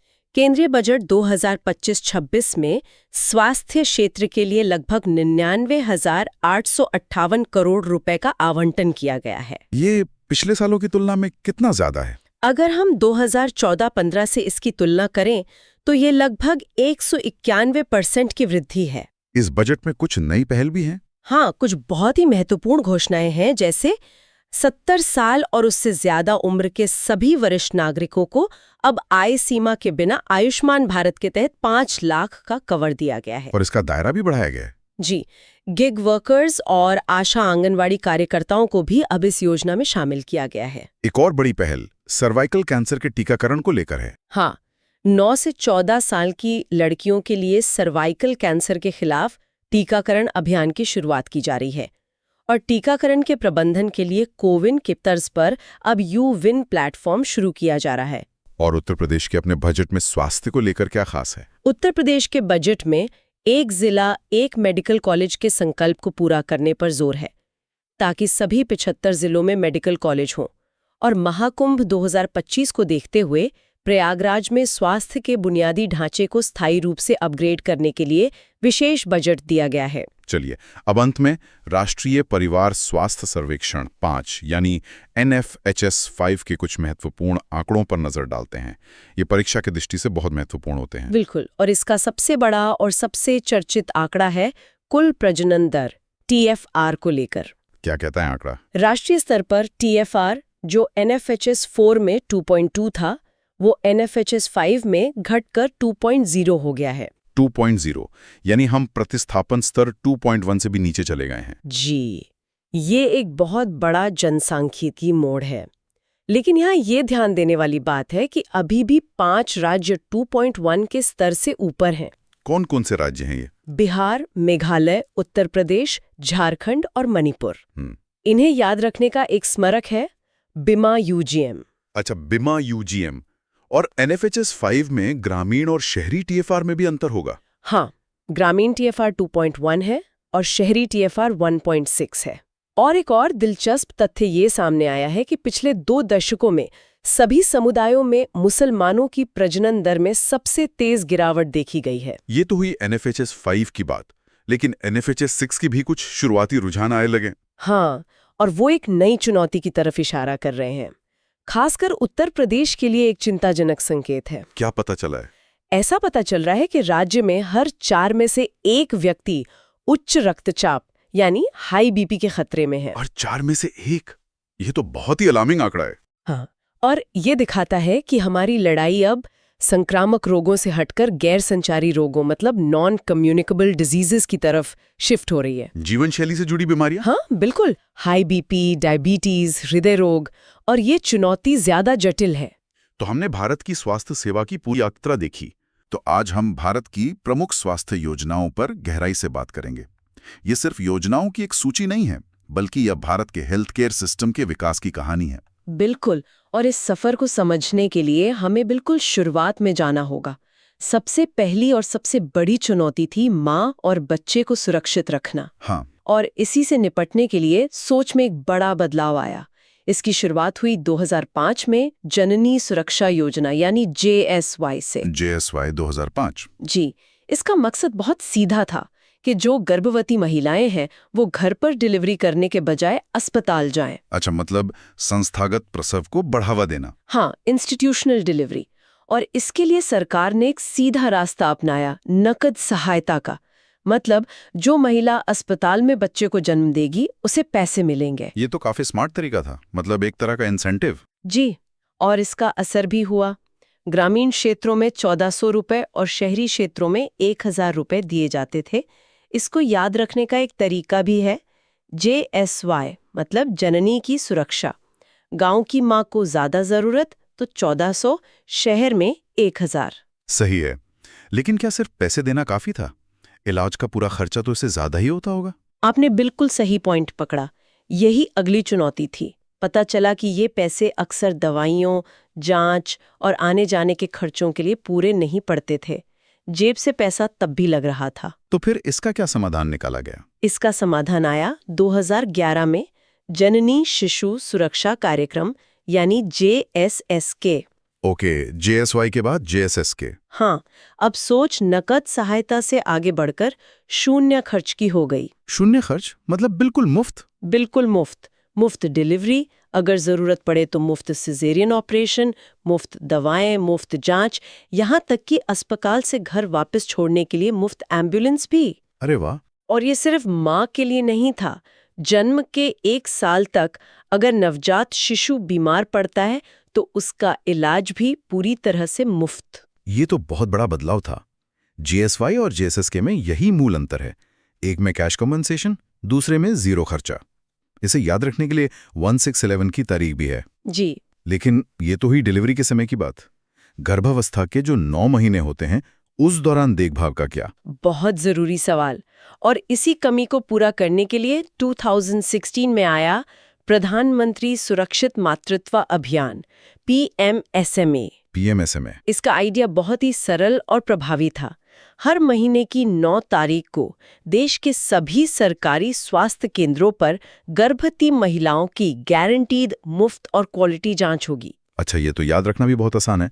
गर्भावस्था 9 महीने की, तो जांच हर महीने की 9 तारीख को। बिल्कुल। और इसकी सबसे खास बात ये थी कि इसमें सरकारी डॉक्टरों के साथ साथ प्राइवेट डॉक्टर भी अपनी इच्छा से सेवा देने के लिए आगे आए। मुख्य लक्ष्य था हाई रिस्क प्रेगनेंसी की समय पर पहचान करना। ताकि माँ और बच्चे दोनों को बचाया जा सके। एकदम। तो ये एक पूरा सुरक्षा चक्र बना, JSY, फिर JSSK और फिर PMSMA। और इस चक्र में टीकाकरण तो बहुत जरूरी है। निश्चित रूप से। और इसीलिए 2014 में लॉन्च हुआ मिशन इंद्रधनुष। ये एक तरह का मतलब एक तूफानी अभियान था। 25 दिसंबर 2014 सुशासन दिवस पर। जी, इसका मकसद था उन सभी बच्चों और गर्भवती महिलाओं तक पहुंचना जो किसी भी वजह से रूटीन टीकाकरण से छूट गए थे। इंद्रधनुष में तो 7 रंग होते हैं। हाँ, पर यह मिशन 12 जानलेवा बीमारियों से सुरक्षा देता है। डिप्थेरिया, काली खांसी, पोलियो, TB जैसी बीमारियां। इसका लक्ष्य था कि टीकाकरण कवरेज को 90% से भी ऊपर ले जाया जाए। अच्छा, और इसके तो कई चरण भी आए हैं, जैसे सघन मिशन इंद्रधनुष 1.0 से लेकर 5.0 तक। बिल्कुल, ये लगातार चलने वाला प्रयास है। तो ये तो हुई माँ और बच्चे के स्वास्थ्य की बुनियाद। लेकिन अब उस बड़ी चिंता पर आते हैं जो हर परिवार को सताती है, किसी बड़ी बीमारी का खर्चा। हाँ, और इसी चिंता को दूर करने के लिए 2018 में एक ऐसी योजना आई जिसने भारत के स्वास्थ्य सेवा का मतलब चेहरा ही बदल दिया। आयुष्मान भारत, प्रधानमंत्री जन आरोग्य योजना ABPMJAY। 23 सितंबर 2018 रांची, जिसका जिक्र हमने शुरू में किया था। इसे याद रखने की ट्रिक भी है, 23 यानी तेज इलाज मिला रांची से। हाँ, बिल्कुल। और इसका पैमाना इतना बड़ा है कि इसे दुनिया की सबसे बड़ी सरकारी वित्त पोषित स्वास्थ्य बीमा योजना माना जाता है। 5 लाख रुपए प्रति परिवार प्रति वर्ष, ये आंकड़ा तो अब सबको याद है। जी, लेकिन इसका असली मतलब ये है कि एक गरीब परिवार को गंभीर बीमारियों के इलाज के लिए अपना घर या जमीन नहीं बेचनी पड़ेगी। ये सेकेंडरी और टर्शरी केयर के लिए है। और ये कैशलेस और पेपरलेस है, ये भी एक बड़ी बात है। बहुत बड़ी बात। और लाभार्थी कौन होंगे? इसका चुनाव 2011 की सामाजिक आर्थिक जाति जनगणना यानी SECC के आधार पर किया गया है। पर इसमें हाल ही में एक बहुत बड़ा अपडेट आया है ना, वरिष्ठ नागरिकों के लिए। जी, ये परीक्षा के लिए बहुत महत्वपूर्ण है। अब 70 वर्ष से ज्यादा उम्र के सभी वरिष्ठ नागरिकों को, चाहे उनकी आय कुछ भी हो, इस योजना के तहत 5 लाख का कवर मिलेगा। ये तो एक बहुत बड़ा नीतिगत बदलाव है। निश्चित रूप से। अच्छा, इतनी बड़ी योजना है तो जाहिर है कि सिर्फ बड़े अस्पतालों पर ही सारा बोझ नहीं डाल सकते, जमीनी स्तर पर भी तो कुछ करना होगा। बिल्कुल, और यहीं पर भूमिका आती है आयुष्मान आरोग्य मंदिर की। ये अप्रैल 2018 में छत्तीसगढ़ के जांगला से शुरू हुए थे। ये वही हैं जिन्हें पहले हेल्थ एंड वेलनेस सेंटर्स कहते थे? जी हाँ। नवंबर 2023 में इनका नाम बदलकर आयुष्मान आरोग्य मंदिर कर दिया गया है और इनकी टैगलाइन है आरोग्यम परमम धनम। तो जंगल से शुरू हुआ वेलनेस अब मंदिर बन गया है। आप कह सकते हैं सरकार ने 1.5 लाख से ज्यादा प्राथमिक स्वास्थ्य केंद्रों को अपग्रेड किया है। यहाँ 12 तरह की बुनियादी स्वास्थ्य सेवाएं और मुफ्त दवाइयां मिलती हैं ताकि लोगों को छोटी मोटी बीमारियों के लिए दूर न जाना पड़े। मतलब एक तरफ PMJAY जैसा बड़ा सुरक्षा कवच और दूसरी तरफ आरोग्य मंदिर जैसा मजबूत प्राइमरी हेल्थ केयर। यही विचार है। लेकिन आज के डिजिटल युग में टेक्नोलॉजी के बिना ये सब अधूरा लगता है। टेक्नोलॉजी तो जैसे क्रांति लेकर आई है और इसका सबसे बड़ा उदाहरण है ई-संजीवनी। ई-संजीवनी, हाँ, ये एक टेलीमेडिसिन सेवा है और सबसे दिलचस्प बात यह है कि ये नवंबर 2019 में, मतलब कोविड महामारी के ठीक पहले लॉन्च हो गई थी। अरे हाँ, मतलब संकट आने से ठीक पहले ही डिजिटल संजीवनी बूटी आ गई थी। ये काम कैसे करती है? इसके 2 हिस्से हैं।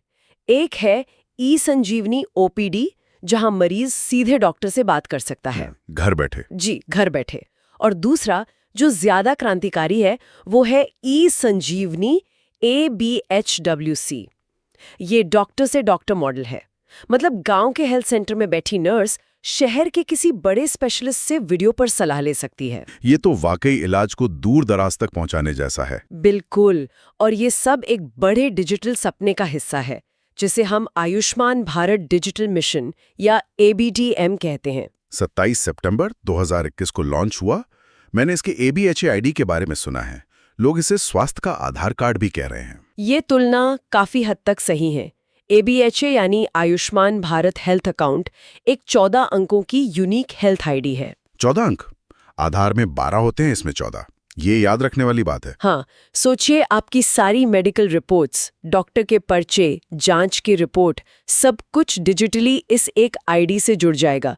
आपको फाइलों का बंडल लेकर घूमने की जरूरत नहीं। और ये सब एक एकीकृत डिजिटल स्वास्थ्य ढांचा बनाने की दिशा में एक बड़ा कदम है। जी, इसके अलावा हेल्थ फैसिलिटी रजिस्ट्री और हेल्थ केयर प्रोफेशनल्स रजिस्ट्री भी इसका हिस्सा है। बहुत खूब। तो हमने माँ बच्चे की सुरक्षा से बात शुरू की, फिर बड़े बीमा कवर पे आए और अब डिजिटल हेल्थ पर।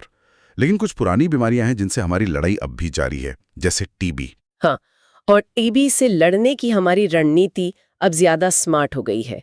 इसका उदाहरण है निक्षय पोषण योजना। निक्षय मतलब क्षय रोग नहीं? जी, ये अप्रैल 2018 में शुरू हुई थी। जी, सरकार ने ये समझा कि TB के मरीज को सिर्फ दवा नहीं, अच्छे पोषण की भी जरूरत होती है। इसलिए इलाज के दौरान उन्हें हर महीने पोषण के लिए DBT के जरिए सीधी आर्थिक मदद दी जाती है। और ये राशि भी अब बढ़ा दी गई है। हाँ, पहले 500 रुपए प्रति माह मिलते थे, जिसे अब बढ़ाकर 1000 रुपए कर दिया गया है। और भारत का लक्ष्य भी तो बहुत महत्वाकांक्षी है। हाँ। 2025 तक TB मुक्त भारत। जी, जो दुनिया के लक्ष्य 2030 से 5 साल पहले है। ये तो हुई संचारी रोगों की बात। लेकिन आजकल जो जीवन शैली से जुड़ी बीमारियां हैं, उनका क्या? जैसे डायबिटीज, हाइपरटेंशन। उनके लिए भी एक बहुत महत्वपूर्ण कार्यक्रम है NPCDCS, यानी गैर संचारी रोगों की रोकथाम और नियंत्रण का राष्ट्रीय कार्यक्रम। ये 2010 में शुरू हुआ था। 2010 से? मरीजों को स्टैंडर्ड इलाज के दायरे में लाना। अच्छा, 7.5 करोड़ मरीज 2025 तक। ये 75/25 का मतलब है? बिल्कुल। फोकस अब सिर्फ बीमारी का पता लगाने पर नहीं, बल्कि लंबे समय तक सही इलाज देने पर है। और इसी कड़ी में मानसिक स्वास्थ्य भी अब एक बड़ी प्राथमिकता बन गया है। हाँ, और ये बहुत जरूरी बदलाव है। अक्टूबर 2022 में शुरू हुआ टेली मानस कार्यक्रम इसी दिशा में एक बड़ा कदम है। मानस यानी mental health assistance and networking across states? जी, एक टोल फ्री नंबर है 14416, जिस पर कोई भी कभी भी मुफ्त मानसिक स्वास्थ्य परामर्श ले सकता है। IIT बैंगलोर और निम्हांस जैसी संस्थाएं इसमें तकनीकी सहयोग दे रही हैं। कोरोना के बाद इसकी जरूरत तो और भी बढ़ गई थी। बहुत ज्यादा। ये स्वीकार करना कि मन का स्वास्थ्य भी तन के स्वास्थ्य जितना ही जरूरी है, अपने आप में एक क्रांति है। बिल्कुल। अच्छा, एक और कार्यक्रम है जो सीधे बच्चों पर केंद्रित है, राष्ट्रीय बाल स्वास्थ्य कार्यक्रम यानी RBSK। हाँ, RBSK फरवरी 2013 में शुरू हुआ।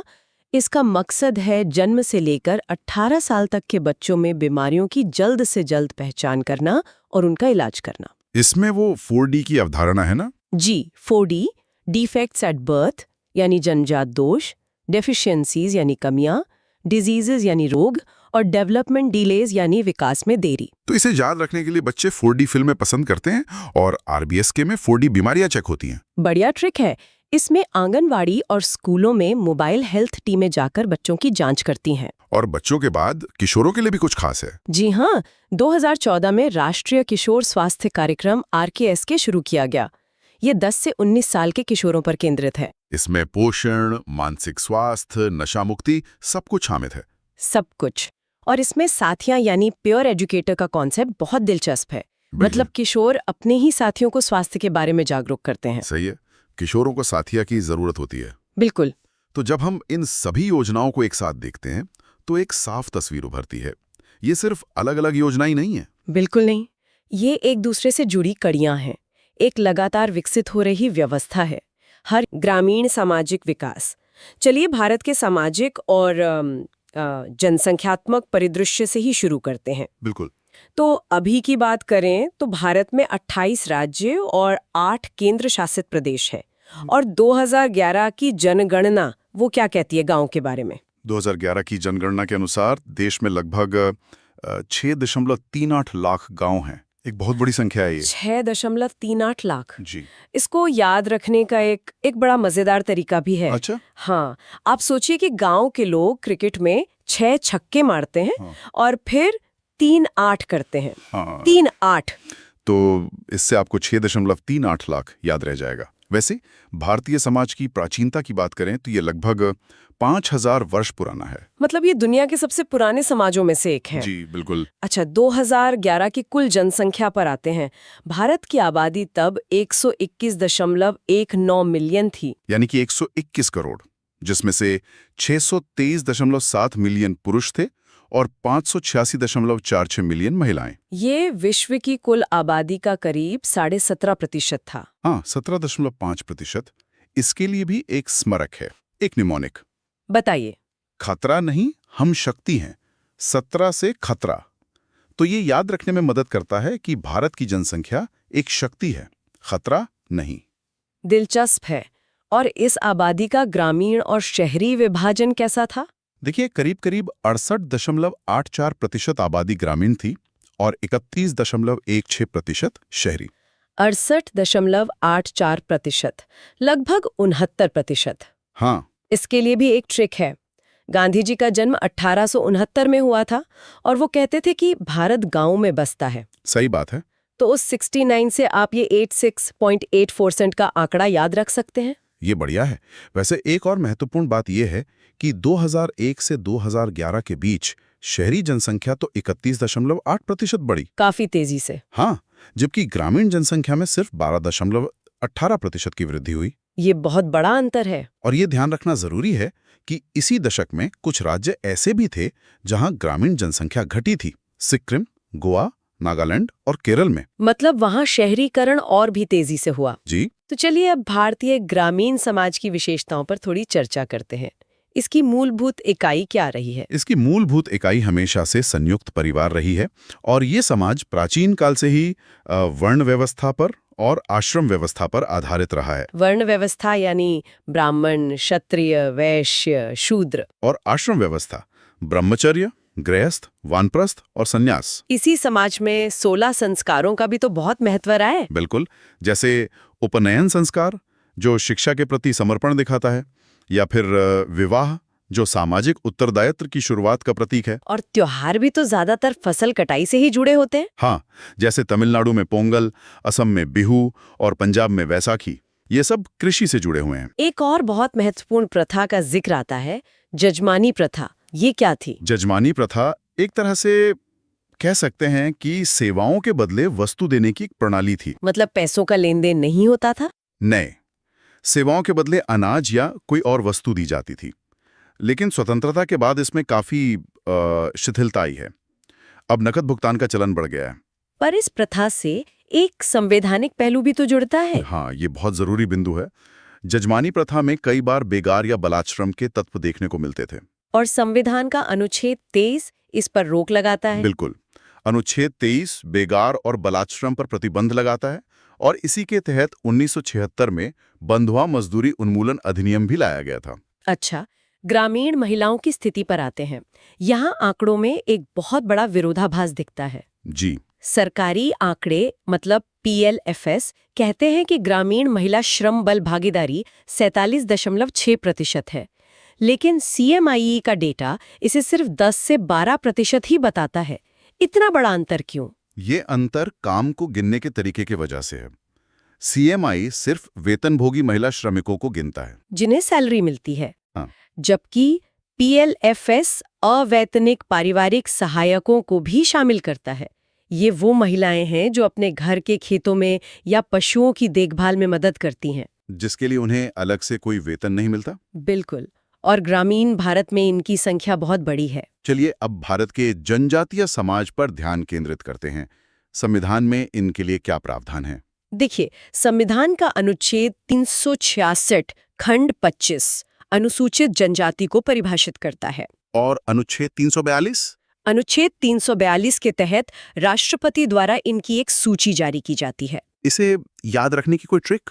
हाँ बिल्कुल, 366 में परिभाषा दी और 342 लिस्ट दो। ये अच्छा है। इनके मामलों के लिए एक आयोग भी है ना? जी, अनुच्छेद 338 ए के तहत राष्ट्रीय अनुसूचित जनजाति आयोग यानी NCST की स्थापना की गई है। और नीति निर्देशक तत्वों में भी इसका जिक्र है। हाँ, अनुच्छेद 46 राज्यों को SC/ST के शैक्षिक और आर्थिक हितों को बढ़ावा देने का निर्देश देता है। संविधान की अनुसूचियों में भी विशेष प्रावधान है। जी, 5वीं अनुसूची अनुसूचित क्षेत्रों के प्रशासन से जुड़ी है और 6ठी अनुसूची 4 विशेष राज्यों के लिए है। असम, मेघालय, त्रिपुरा और मिजोरम। बिल्कुल, इसे ATM-TM के रूप में याद रखा जा सकता है। अच्छा, 2011 की जनगणना के हिसाब से जनजातीय आबादी कुल जनसंख्या का कितना प्रतिशत है? ये कुल जनसंख्या का 8.6% है। और सबसे ज्यादा जनसंख्या किस राज्य में है?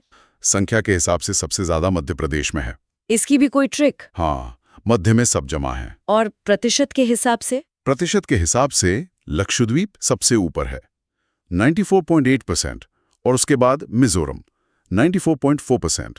सबसे कम जनजातीय आबादी वाले राज्य कौन से हैं? सबसे कम में उत्तर प्रदेश आता है, सिर्फ 0.6%, और फिर तमिलनाडु 1.1%।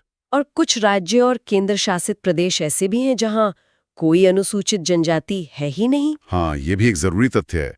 दिल्ली, पुदुचेरी, पंजाब, चंडीगढ़ और हरियाणा। इसे याद रखने का कोई तरीका? इसके लिए एक वाक्य याद रख सकते हैं। पंजाबी दिल्ली और हरियाणा में चांद यानी चंडीगढ़, पर कूदो यानी पुदुचेरी, वहां कोई ट्राइब नहीं। कमाल है।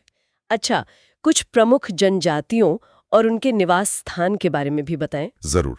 गद्दी और बकरवाल आपको मिलेंगे जम्मू कश्मीर और हिमाचल में। और थारू जनजाति, जिनके बारे में कहा जाता है कि वो दिवाली को शोक पर्व के रूप में मनाते हैं। हाँ, थारू, बुक्सा और जौनसारी ये उत्तराखंड और उत्तर प्रदेश में हैं। मध्य भारत की बात करें तो गोंड, बैगा, भील ये मध्य प्रदेश और छत्तीसगढ़ की प्रमुख जनजातियां हैं। और झारखंड में? झारखंड में संथाल, मुंडा, हो। दक्षिण भारत की तरफ चलें तो तमिलनाडु की नीलगिरी पहाड़ियों में टोडा जनजाति बहुत प्रसिद्ध है। आंध्र प्रदेश में चेंचू और मणिपुर में हाल में चर्चित कुकी और मैतेई समुदाय।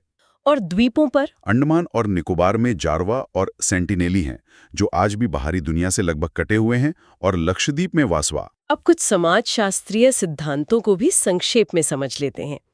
पहला है सावयवी सिद्धांत, ऑर्गेनिक थ्योरी। इसके प्रतिपादक थे हर्बर्ट स्पेंसर।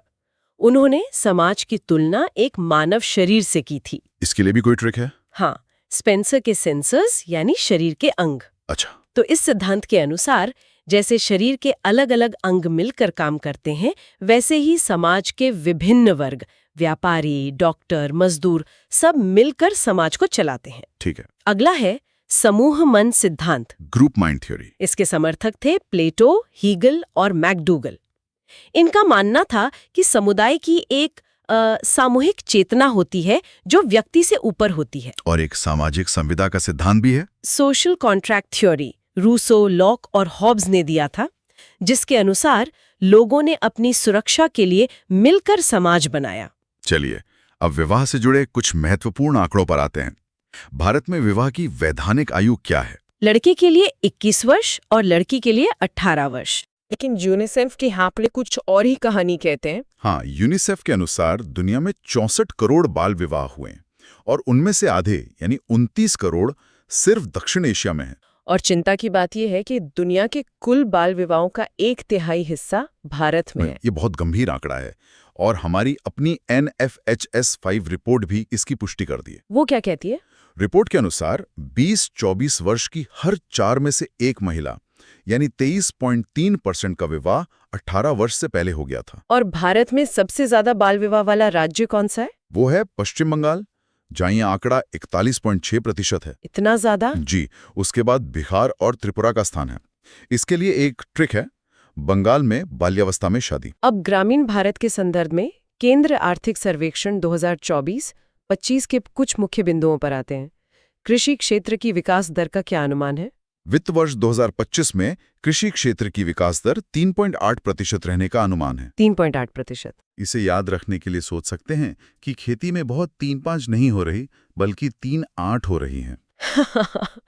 और खाद्यान्न उत्पादन 2024-25 के लिए खरीफ खाद्यान्न उत्पादन का अनुमान रिकॉर्ड 1647.05 लाख मीट्रिक टन है। ये 1647 का नंबर भी महत्वपूर्ण है। आजादी के साल 1947 से ठीक 300 साल पहले। ये दिलचस्प कनेक्शन है। अच्छा, अब कुछ प्रमुख ग्रामीण योजनाओं की प्रगति देख लेते हैं। जी। मनरेगा की जगह अब एक नई योजना शुरू की गई है। हाँ, अब एक नई योजना है विकसित भारत ग्रामीण रोजगार और आजीविका मिशन, जिसे VBG RAM-G कहा जा रहा है। और प्रधानमंत्री आवास योजना ग्रामीण का क्या स्टेटस है? PMAYG के तहत 2025 तक 2.69 करोड़ पक्के मकान बनाए जा चुके हैं। ये बहुत बड़ी उपलब्धि है। और प्रधानमंत्री ग्राम सड़क योजना PMGSY के तहत स्वीकृत 8.34 लाख किलोमीटर सड़कों में से 7.7 लाख किलोमीटर का निर्माण पूरा हो चुका है। स्वच्छ भारत मिशन ग्रामीण का भी प्रदर्शन अच्छा रहा है। बिल्कुल, इसके तहत 11.8 करोड़ शौचालय बनाए गए हैं। इन सफलताओं के बावजूद कुछ चुनौतियां तो होंगी ही। हाँ, चुनौतियां भी हैं। खाद्य महंगाई 8.4% तक पहुंच गई है, जो एक बड़ी चिंता है। और दूसरा, जलवायु परिवर्तन खेती के लिए एक लगातार बना हुआ खतरा है। अंत में परीक्षा के लिए कुछ विविध लेकिन महत्वपूर्ण तथ्यों पर नजर डाल लेते हैं। भारतीय खाद्य निगम यानी FCI की स्थापना कब हुई थी? इसकी स्थापना 1965 में हुई थी। इसकी कोई ट्रिक? इसे ऐसे याद रख सकते हैं कि 1965 की भारत-पाक जंग के समय देश में अनाज की सुरक्षा के लिए FCI बनाया गया। अच्छा, बहुपति विवाह की प्रथा किस जनजाति में पाई जाती है? ये जौनसारी जनजाति में पाई जाती है, जो उत्तराखंड और उत्तर प्रदेश में है। ग्राम सभा की बैठक के लिए कोरम कितना होना चाहिए? कोरम कुल सदस्यों का 10वां भाग होता है। और इसमें महिलाओं की भागीदारी? उसमें कम से कम 13 महिलाएं होनी चाहिए। ट्रिक है, 10 में से एक बंदा तो आओ। और ग्राम पंचायत का कार्यकाल 5 वर्ष का होता है।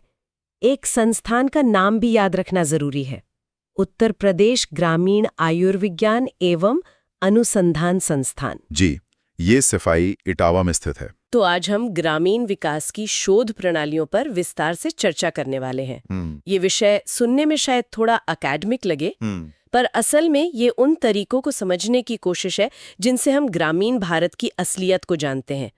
तो हमारा मकसद सिर्फ परिभाषाएं रटना नहीं, बल्कि ये समझना है कि एक शोधकर्ता जब किसी गांव में जाता है तो वो सच की तह तक कैसे पहुंचता है। बिल्कुल। और इस सफर की शुरुआत होती है सामाजिक शोध की मूल भावना को समझने से। ये सिर्फ जानकारी इकट्ठा करना नहीं है। अच्छा। यह एक वैज्ञानिक प्रक्रिया है, एक अनुशासन है। मतलब अपनी निजी राय, अपनी भावनाओं को परे रखकर सबूतों के आधार पर चीजों को देखना। जैसे अगर मुझे लगता है कि किसी गांव में गरीबी का कारण आलस है, तो ये मेरी राय हुई, शोध नहीं। एकदम सही। शोध तब होगा जब आप वहां जाकर व्यवस्थित तरीके से आंकड़े जमा करेंगी और फिर किसी नतीजे पर पहुंचेंगी।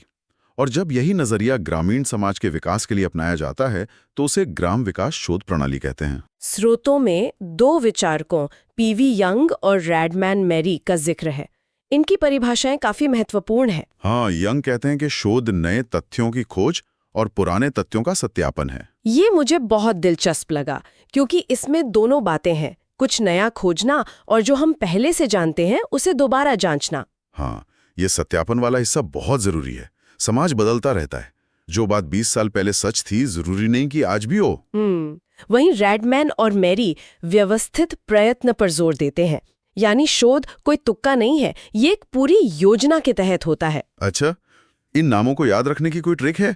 अक्सर इतने सारे नाम कंफ्यूज कर देते हैं। हाँ बिल्कुल। पीवी यंग के लिए सोचिए, यंग लोग मतलब युवा हमेशा नई खोज करते हैं, तो यंग मतलब न्यू डिस्कवरी। अरे वाह, ये तो आसान है। और रैडमैन मैरी? उनके लिए सोचिए, एक रेड मैन मतलब लाल आदमी ज्ञान के लिए व्यवस्थित प्रयास कर रहा है, तो रेड मैन मतलब व्यवस्थित प्रयत्न। ठीक है, तो ये तो हुई मूल परिभाषाएं। अब शोध के प्रकारों पर आते हैं। उद्देश्य के आधार पर पहला है अन्वेषणात्मक शोध। इसे ऐसे समझिए कि आप एक अंधेरे कमरे में हैं और आपको टटोलकर पता लगाना है कि कमरे में है क्या। अच्छा। अन्वेषणात्मक शोध का मकसद किसी समस्या की गहराई में जाकर उसके पीछे छिपे कारणों को खोजना होता है। ये क्यों की तलाश है। और एक बार जब हमें क्यों का अंदाजा हो जाए, तब शायद वर्णनात्मक शोध का काम शुरू होता है। बिल्कुल, जैसा कि नाम से ही जाहिर है, ये वर्णन करता है। ये शोध हमें बताएगा कि क्या और कितना।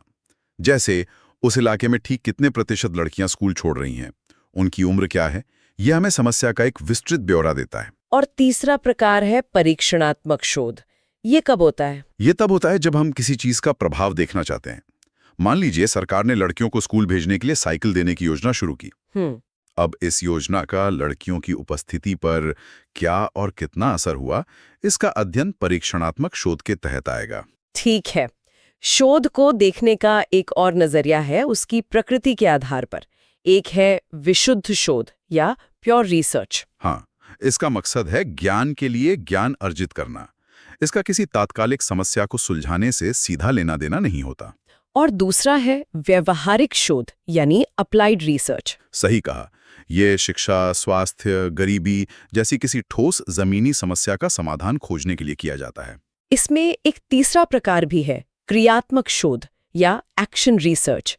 ये मुझे बहुत दिलचस्प लगा। हाँ, ये व्यवहारिक शोध से भी एक कदम आगे है। इसमें शोधकर्ता सिर्फ अध्ययन करके सुझाव नहीं देता। तो फिर क्या करता है? वो खुद बदलाव की प्रक्रिया का हिस्सा बन जाता है। मान लीजिए किसी बस्ती में साफ सफाई की समस्या है, तो शोधकर्ता वहां के लोगों के साथ मिलकर एक सफाई अभियान की योजना बनाएगा, उसे लागू करेगा और साथ ही साथ इस पूरी प्रक्रिया का अध्ययन भी करेगा। लेकिन इसमें ये खतरा नहीं है कि शोधकर्ता क्योंकि खुद उस बदलाव का हिस्सा है, तो वो वस्तुनिष्ठ कैसे रह पाएगा? उसकी अपनी भावनाएं विश्लेषण पर हावी नहीं हो जाएंगी? ये क्रियात्मक शोध की सबसे बड़ी चुनौती है और इसका समाधान है पारदर्शिता। शोधकर्ता अकेला नायक नहीं होता, बल्कि एक सहायक की भूमिका में होता है। समझ गई। तो एक बार जब ये तय हो गया कि क्या और क्यों पता लगाना है, अगला सवाल आता है कैसे, मतलब शोध की प्रक्रिया। यहाँ राम आहूजा ने 6 चरण बताए हैं और CR कोठारी ने 11। ये थोड़ा कंफ्यूजिंग है। देखिए, संख्याओं में उलझने की बजाय अगर हम इसके पीछे के तर्क को समझें तो ये एक यात्रा की तरह है। यात्रा? हाँ, हर शोध यात्रा एक सवाल या समस्या से शुरू होती है। इसके बाद आप एक नक्शा बनाते हैं जिसे शोध प्रारूप कहते हैं। फिर आप तय करते हैं कि किन लोगों से जानकारी लेनी है, जिसे निदर्शन कहते हैं। फिर आंकड़े इकट्ठा करना, उनका विश्लेषण करना और अंत में अपनी रिपोर्ट लिखना। और कोठारी के 11 चरण? कोठारी ने इस यात्रा को बस और छोटे छोटे पड़ावों में बांट दिया है, जैसे यात्रा पर निकलने से पहले ये देखना कि इस रास्ते पर पहले कौन जा चुका है, जैसे साहित्य सर्वेक्षण कहते हैं। अच्छा, इनको याद रखने की भी कोई ट्रिक है? हाँ, राम आहूजा के लिए याद रखिए, राम जी ने वनवास के 6 चरण पूरे किए, तो राम आहूजा 6 चरण। और कोठारी? कोठारी के लिए सोचिए, कोठरी या कोठार में बहुत सारा सामान रखा है, मान लीजिए 11 चीजें, तो कोठारी मतलब 11 चरण। बढ़िया। चलिए तो अब इस यात्रा के कुछ अहम औजारों पर गहराई से नजर डालते हैं। सबसे आम तरीका है सामाजिक सर्वेक्षण। हाँ, सामाजिक सर्वेक्षण एक बड़े जनसमूह के बारे में जानकारी इकट्ठा करने का तरीका है। इसकी सबसे बड़ी ताकत यह है कि ये परिमाणात्मक होता है, मतलब क्वांटिटेटिव। यानी ये हमें नंबर्स देता है। बिल्कुल, ये हमें बड़े पैमाने पर पैटर्न दिखाता है। चुनाव से पहले होने वाले ओपिनियन पोल इसका एक क्लासिक उदाहरण है। लेकिन अगर हमें ये समझना हो कि कोई चीज आज जैसी है वैसी क्यों बनी, तो शायद हमें पीछे मुड़कर देखना होगा। यहीं पर ऐतिहासिक अनुसंधान की भूमिका आती है। निश्चित रूप से इसके जनक अरस्तु को माना जाता है। अरस्तु, इतिहास के जनक। हाँ, इसके लिए भी एक ट्रिक है। Aristotle sounds like ancient history, तो अरस्तु मतलब इतिहास। उन्होंने अतीत का विश्लेषण करके वर्तमान के लिए सिद्धांत गढ़े थे। और अरस्तु ने एक और विधि का इस्तेमाल किया था, तुलनात्मक विधि। हाँ, 2 गांवों, 2 समुदायों या 2 नीतियों की तुलना करके हम बहुत कुछ सीख सकते हैं। तुलना करने से वो कारक उभर कर सामने आते हैं जो शायद एक अकेले गांव के अध्ययन में नजर ना आते। इन सब तरीकों में हमें जानकारी लोगों से या दस्तावेजों से मिल रही है, लेकिन एक तरीका ऐसा भी है जो कहता है बस देखो, मतलब अवलोकन विधि। और ये सुनने में जितना आसान लगता है उतना है नहीं। ये सिर्फ देखना नहीं, ये उद्देश्य के साथ व्यवस्थित तरीके से देखना है। इसे वैज्ञानिक जांच की शास्त्रीय विधि भी कहते हैं। इसी से जुड़ा एक प्रकार है सहभागी अवलोकन। इसमें तो शोधकर्ता सिर्फ देखता ही नहीं, बल्कि उस समूह का हिस्सा बन जाता है। आप कह सकती हैं। एंटवर्ट लिंडमेट ने इस अवधारणा को लोकप्रिय बनाया। लिंडमेट, इसे कैसे याद रखें? लिंडमैन साउंड्स लाइक फ्रेंडमैन, मतलब शोधकर्ता दोस्त बन गया। फ्रेंडमैन, ये तो बहुत अच्छा है। हाँ, शोधकर्ता महीनों या सालों तक उस समुदाय में रहता है, उनकी भाषा सीखता है, ताकि वो उनकी दुनिया को अंदर से समझ सके। अब एक बहुत व्यवहारिक सवाल पर आते हैं। अगर हमें पूरे उत्तर प्रदेश के किसानों की स्थिति जाननी है, तो क्या हम राज्य के सभी किसानों से बात कर सकते हैं? ये तो असंभव है। यहीं पर निदर्शन या सैंपलिंग काम आती है। जैसे एक गृहिणी चावल पकाने के लिए पतीले का हर दाना नहीं चखती, बस कुछ दाने चखकर अंदाजा लगा लेती है। उसी तरह शोधकर्ता पूरी आबादी का अध्ययन करने के बजाय उसके एक छोटे से प्रतिनिधि हिस्से का अध्ययन करता है। लेकिन सबसे बड़ा सवाल तो यही है कि चावल के वो कुछ दाने कौन से होंगे? बहुत सही सवाल। और इसी का जवाब निदर्शन के 2 मुख्य प्रकारों में छिपा है। पहला है संभावित निदर्शन या प्रोबेबिलिटी सैंपलिंग। इसमें क्या होता है? इसमें आबादी के हर व्यक्ति के चुने जाने की एक बराबर और ज्ञात संभावना होती है। ये ज्यादा वैज्ञानिक तरीका है, जैसे लॉटरी सिस्टम। और दूसरा प्रकार? वो है असंभावित निदर्शन या नॉन प्रोबेबिलिटी। इसमें हर किसी के चुने जाने की बराबर संभावना नहीं होती, जैसे आकस्मिक निदर्शन, जिसमें शोधकर्ता बस उन लोगों से बात कर लेता है जो उसे आसानी से मिल जाएं। मतलब ये कम वैज्ञानिक हुआ, कह सकते हैं। ये तरीका आसान और सस्ता है, लेकिन इसके नतीजों को पूरी आबादी पर लागू करने में बहुत सावधानी बरतनी पड़ती है। ठीक है, तो हमने ये तय कर लिया कि हमें किन लोगों से बात करनी है। अब अगला सवाल है, हम उनसे बात कैसे करेंगे? हमारे औजार क्या होंगे? स्रोतों में 3 मुख्य औजारों का जिक्र है, अनुसूची, साक्षात्कार और प्रश्नावली। हाँ, और ये नाम सुनने में एक जैसे लगते हैं, पर इनमें बहुत बड़ा अंतर है। क्या अंतर है? देखिए, अनुसूची और प्रश्नावली दोनों ही सवालों की एक सूची हैं, लेकिन फर्क इस बात से पड़ता है कि उसे भर कौन रहा है। अच्छा। अनुसूची में शोधकर्ता खुद उत्तरदाता के पास जाता है, आमने सामने बैठकर सवाल पूछता है और जवाबों को खुद फॉर्म में भरता है। इसको याद रखने की कोई ट्रिक? गुड एवं हॉट का जिक्र है यहाँ। हाँ, गुड एवं हॉट सीट पर बैठकर आमने सामने सवाल जवाब करना। तो अनुसूची मतलब आमने सामने, शोधकर्ता खुद भरता है। ठीक है, हॉट सीट। और प्रश्नावली? प्रश्नावली में शोधकर्ता एक पोस्टमैन की तरह है। वो सवालों की सूची डाक से भेज देता है, उत्तरदाता उसे खुद भरता है और वापस भेज देता है। तो मुख्य अंतर है, अनुसूची शोधकर्ता भरता है, प्रश्नावली उत्तरदाता। और तीसरा औजार है साक्षात्कार या इंटरव्यू। हाँ, साक्षात्कार का मतलब है अंदर झांकना। ये सिर्फ सवाल जवाब नहीं, बल्कि एक उद्देश्यपूर्ण और गंभीर बातचीत है। अब कुछ और विशिष्ट विधियों पर आते हैं। एक है अंतर्वस्तु विश्लेषण या कंटेंट एनालिसिस। ये क्या है? तो ये लिखित या बोली गई सामग्री का विश्लेषण करने का एक तरीका है। मान लीजिए आप ये अध्ययन करना चाहते हैं कि पिछले 20 सालों में हिंदी फिल्मों में किसानों को कैसे दिखाया गया है। दिलचस्प है। तो आप फिल्मों के डायलॉग्स, सीन, कहानियों का विश्लेषण करेंगे। ये गुणात्मक सामग्री को मात्रात्मक आंकड़ों में बदलने का तरीका है। इसकी शुरुआत 1926 में मैल्कम विली ने की थी। विली? कोई ट्रिक? विली ने वर्ड्स का विश्लेषण किया, विली वर्ड्स। बढ़िया। और अंत में एक विधि है वैयक्तिक अध्ययन या केस स्टडी। हाँ, ये गहराई की बात करती है। इसमें किसी एक सामाजिक इकाई, एक व्यक्ति, एक परिवार या एक गांव का बहुत ही गहन अध्ययन किया जाता है। हर्बर्ट स्पेंसर ने इसका पहली बार इस्तेमाल किया था। स्पेंसर? कैसे याद रखें? स्पेंसर ने समाज को एक शरीर माना था, उनकी ऑर्गेनिक थ्योरी थी।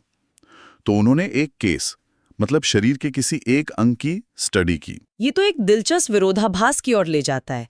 एक तरफ हमारे पास सामाजिक सर्वेक्षण जैसी विधियां हैं जो हमें हजारों लोगों के बारे में एक बड़ी तस्वीर देती हैं, क्या हो रहा है।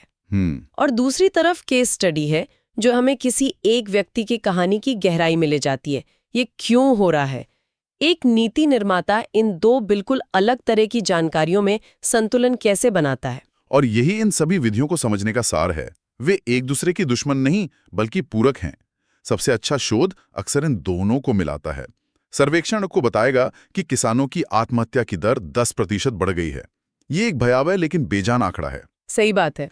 लेकिन जब आप एक केस स्टडी के जरिए उस एक किसान के परिवार से मिलते हैं जिसकी आत्महत्या हुई, तब आप उस 10% के पीछे के दर्द, कर्ज के चक्र और नाउम्मीदी की कहानी को समझते हैं। तो इन सभी विधियों को समझने के बाद हमारे श्रोताओं के लिए सोचने वाली बात यही है, अगर किसी को किसानों की आत्महत्या जैसी गंभीर समस्या पर नीति बनानी हो, तो उसे इन दो तरह के आंकड़ों का इस्तेमाल कैसे करना चाहिए? बिल्कुल। सर्वेक्षण से मिली व्यापकता और केस स्टडी से मिली गहराई, इन दोनों को मिलाकर एक ऐसी नीति कैसे बनाई जा सकती है जो असरदार भी हो और मानवीय भी।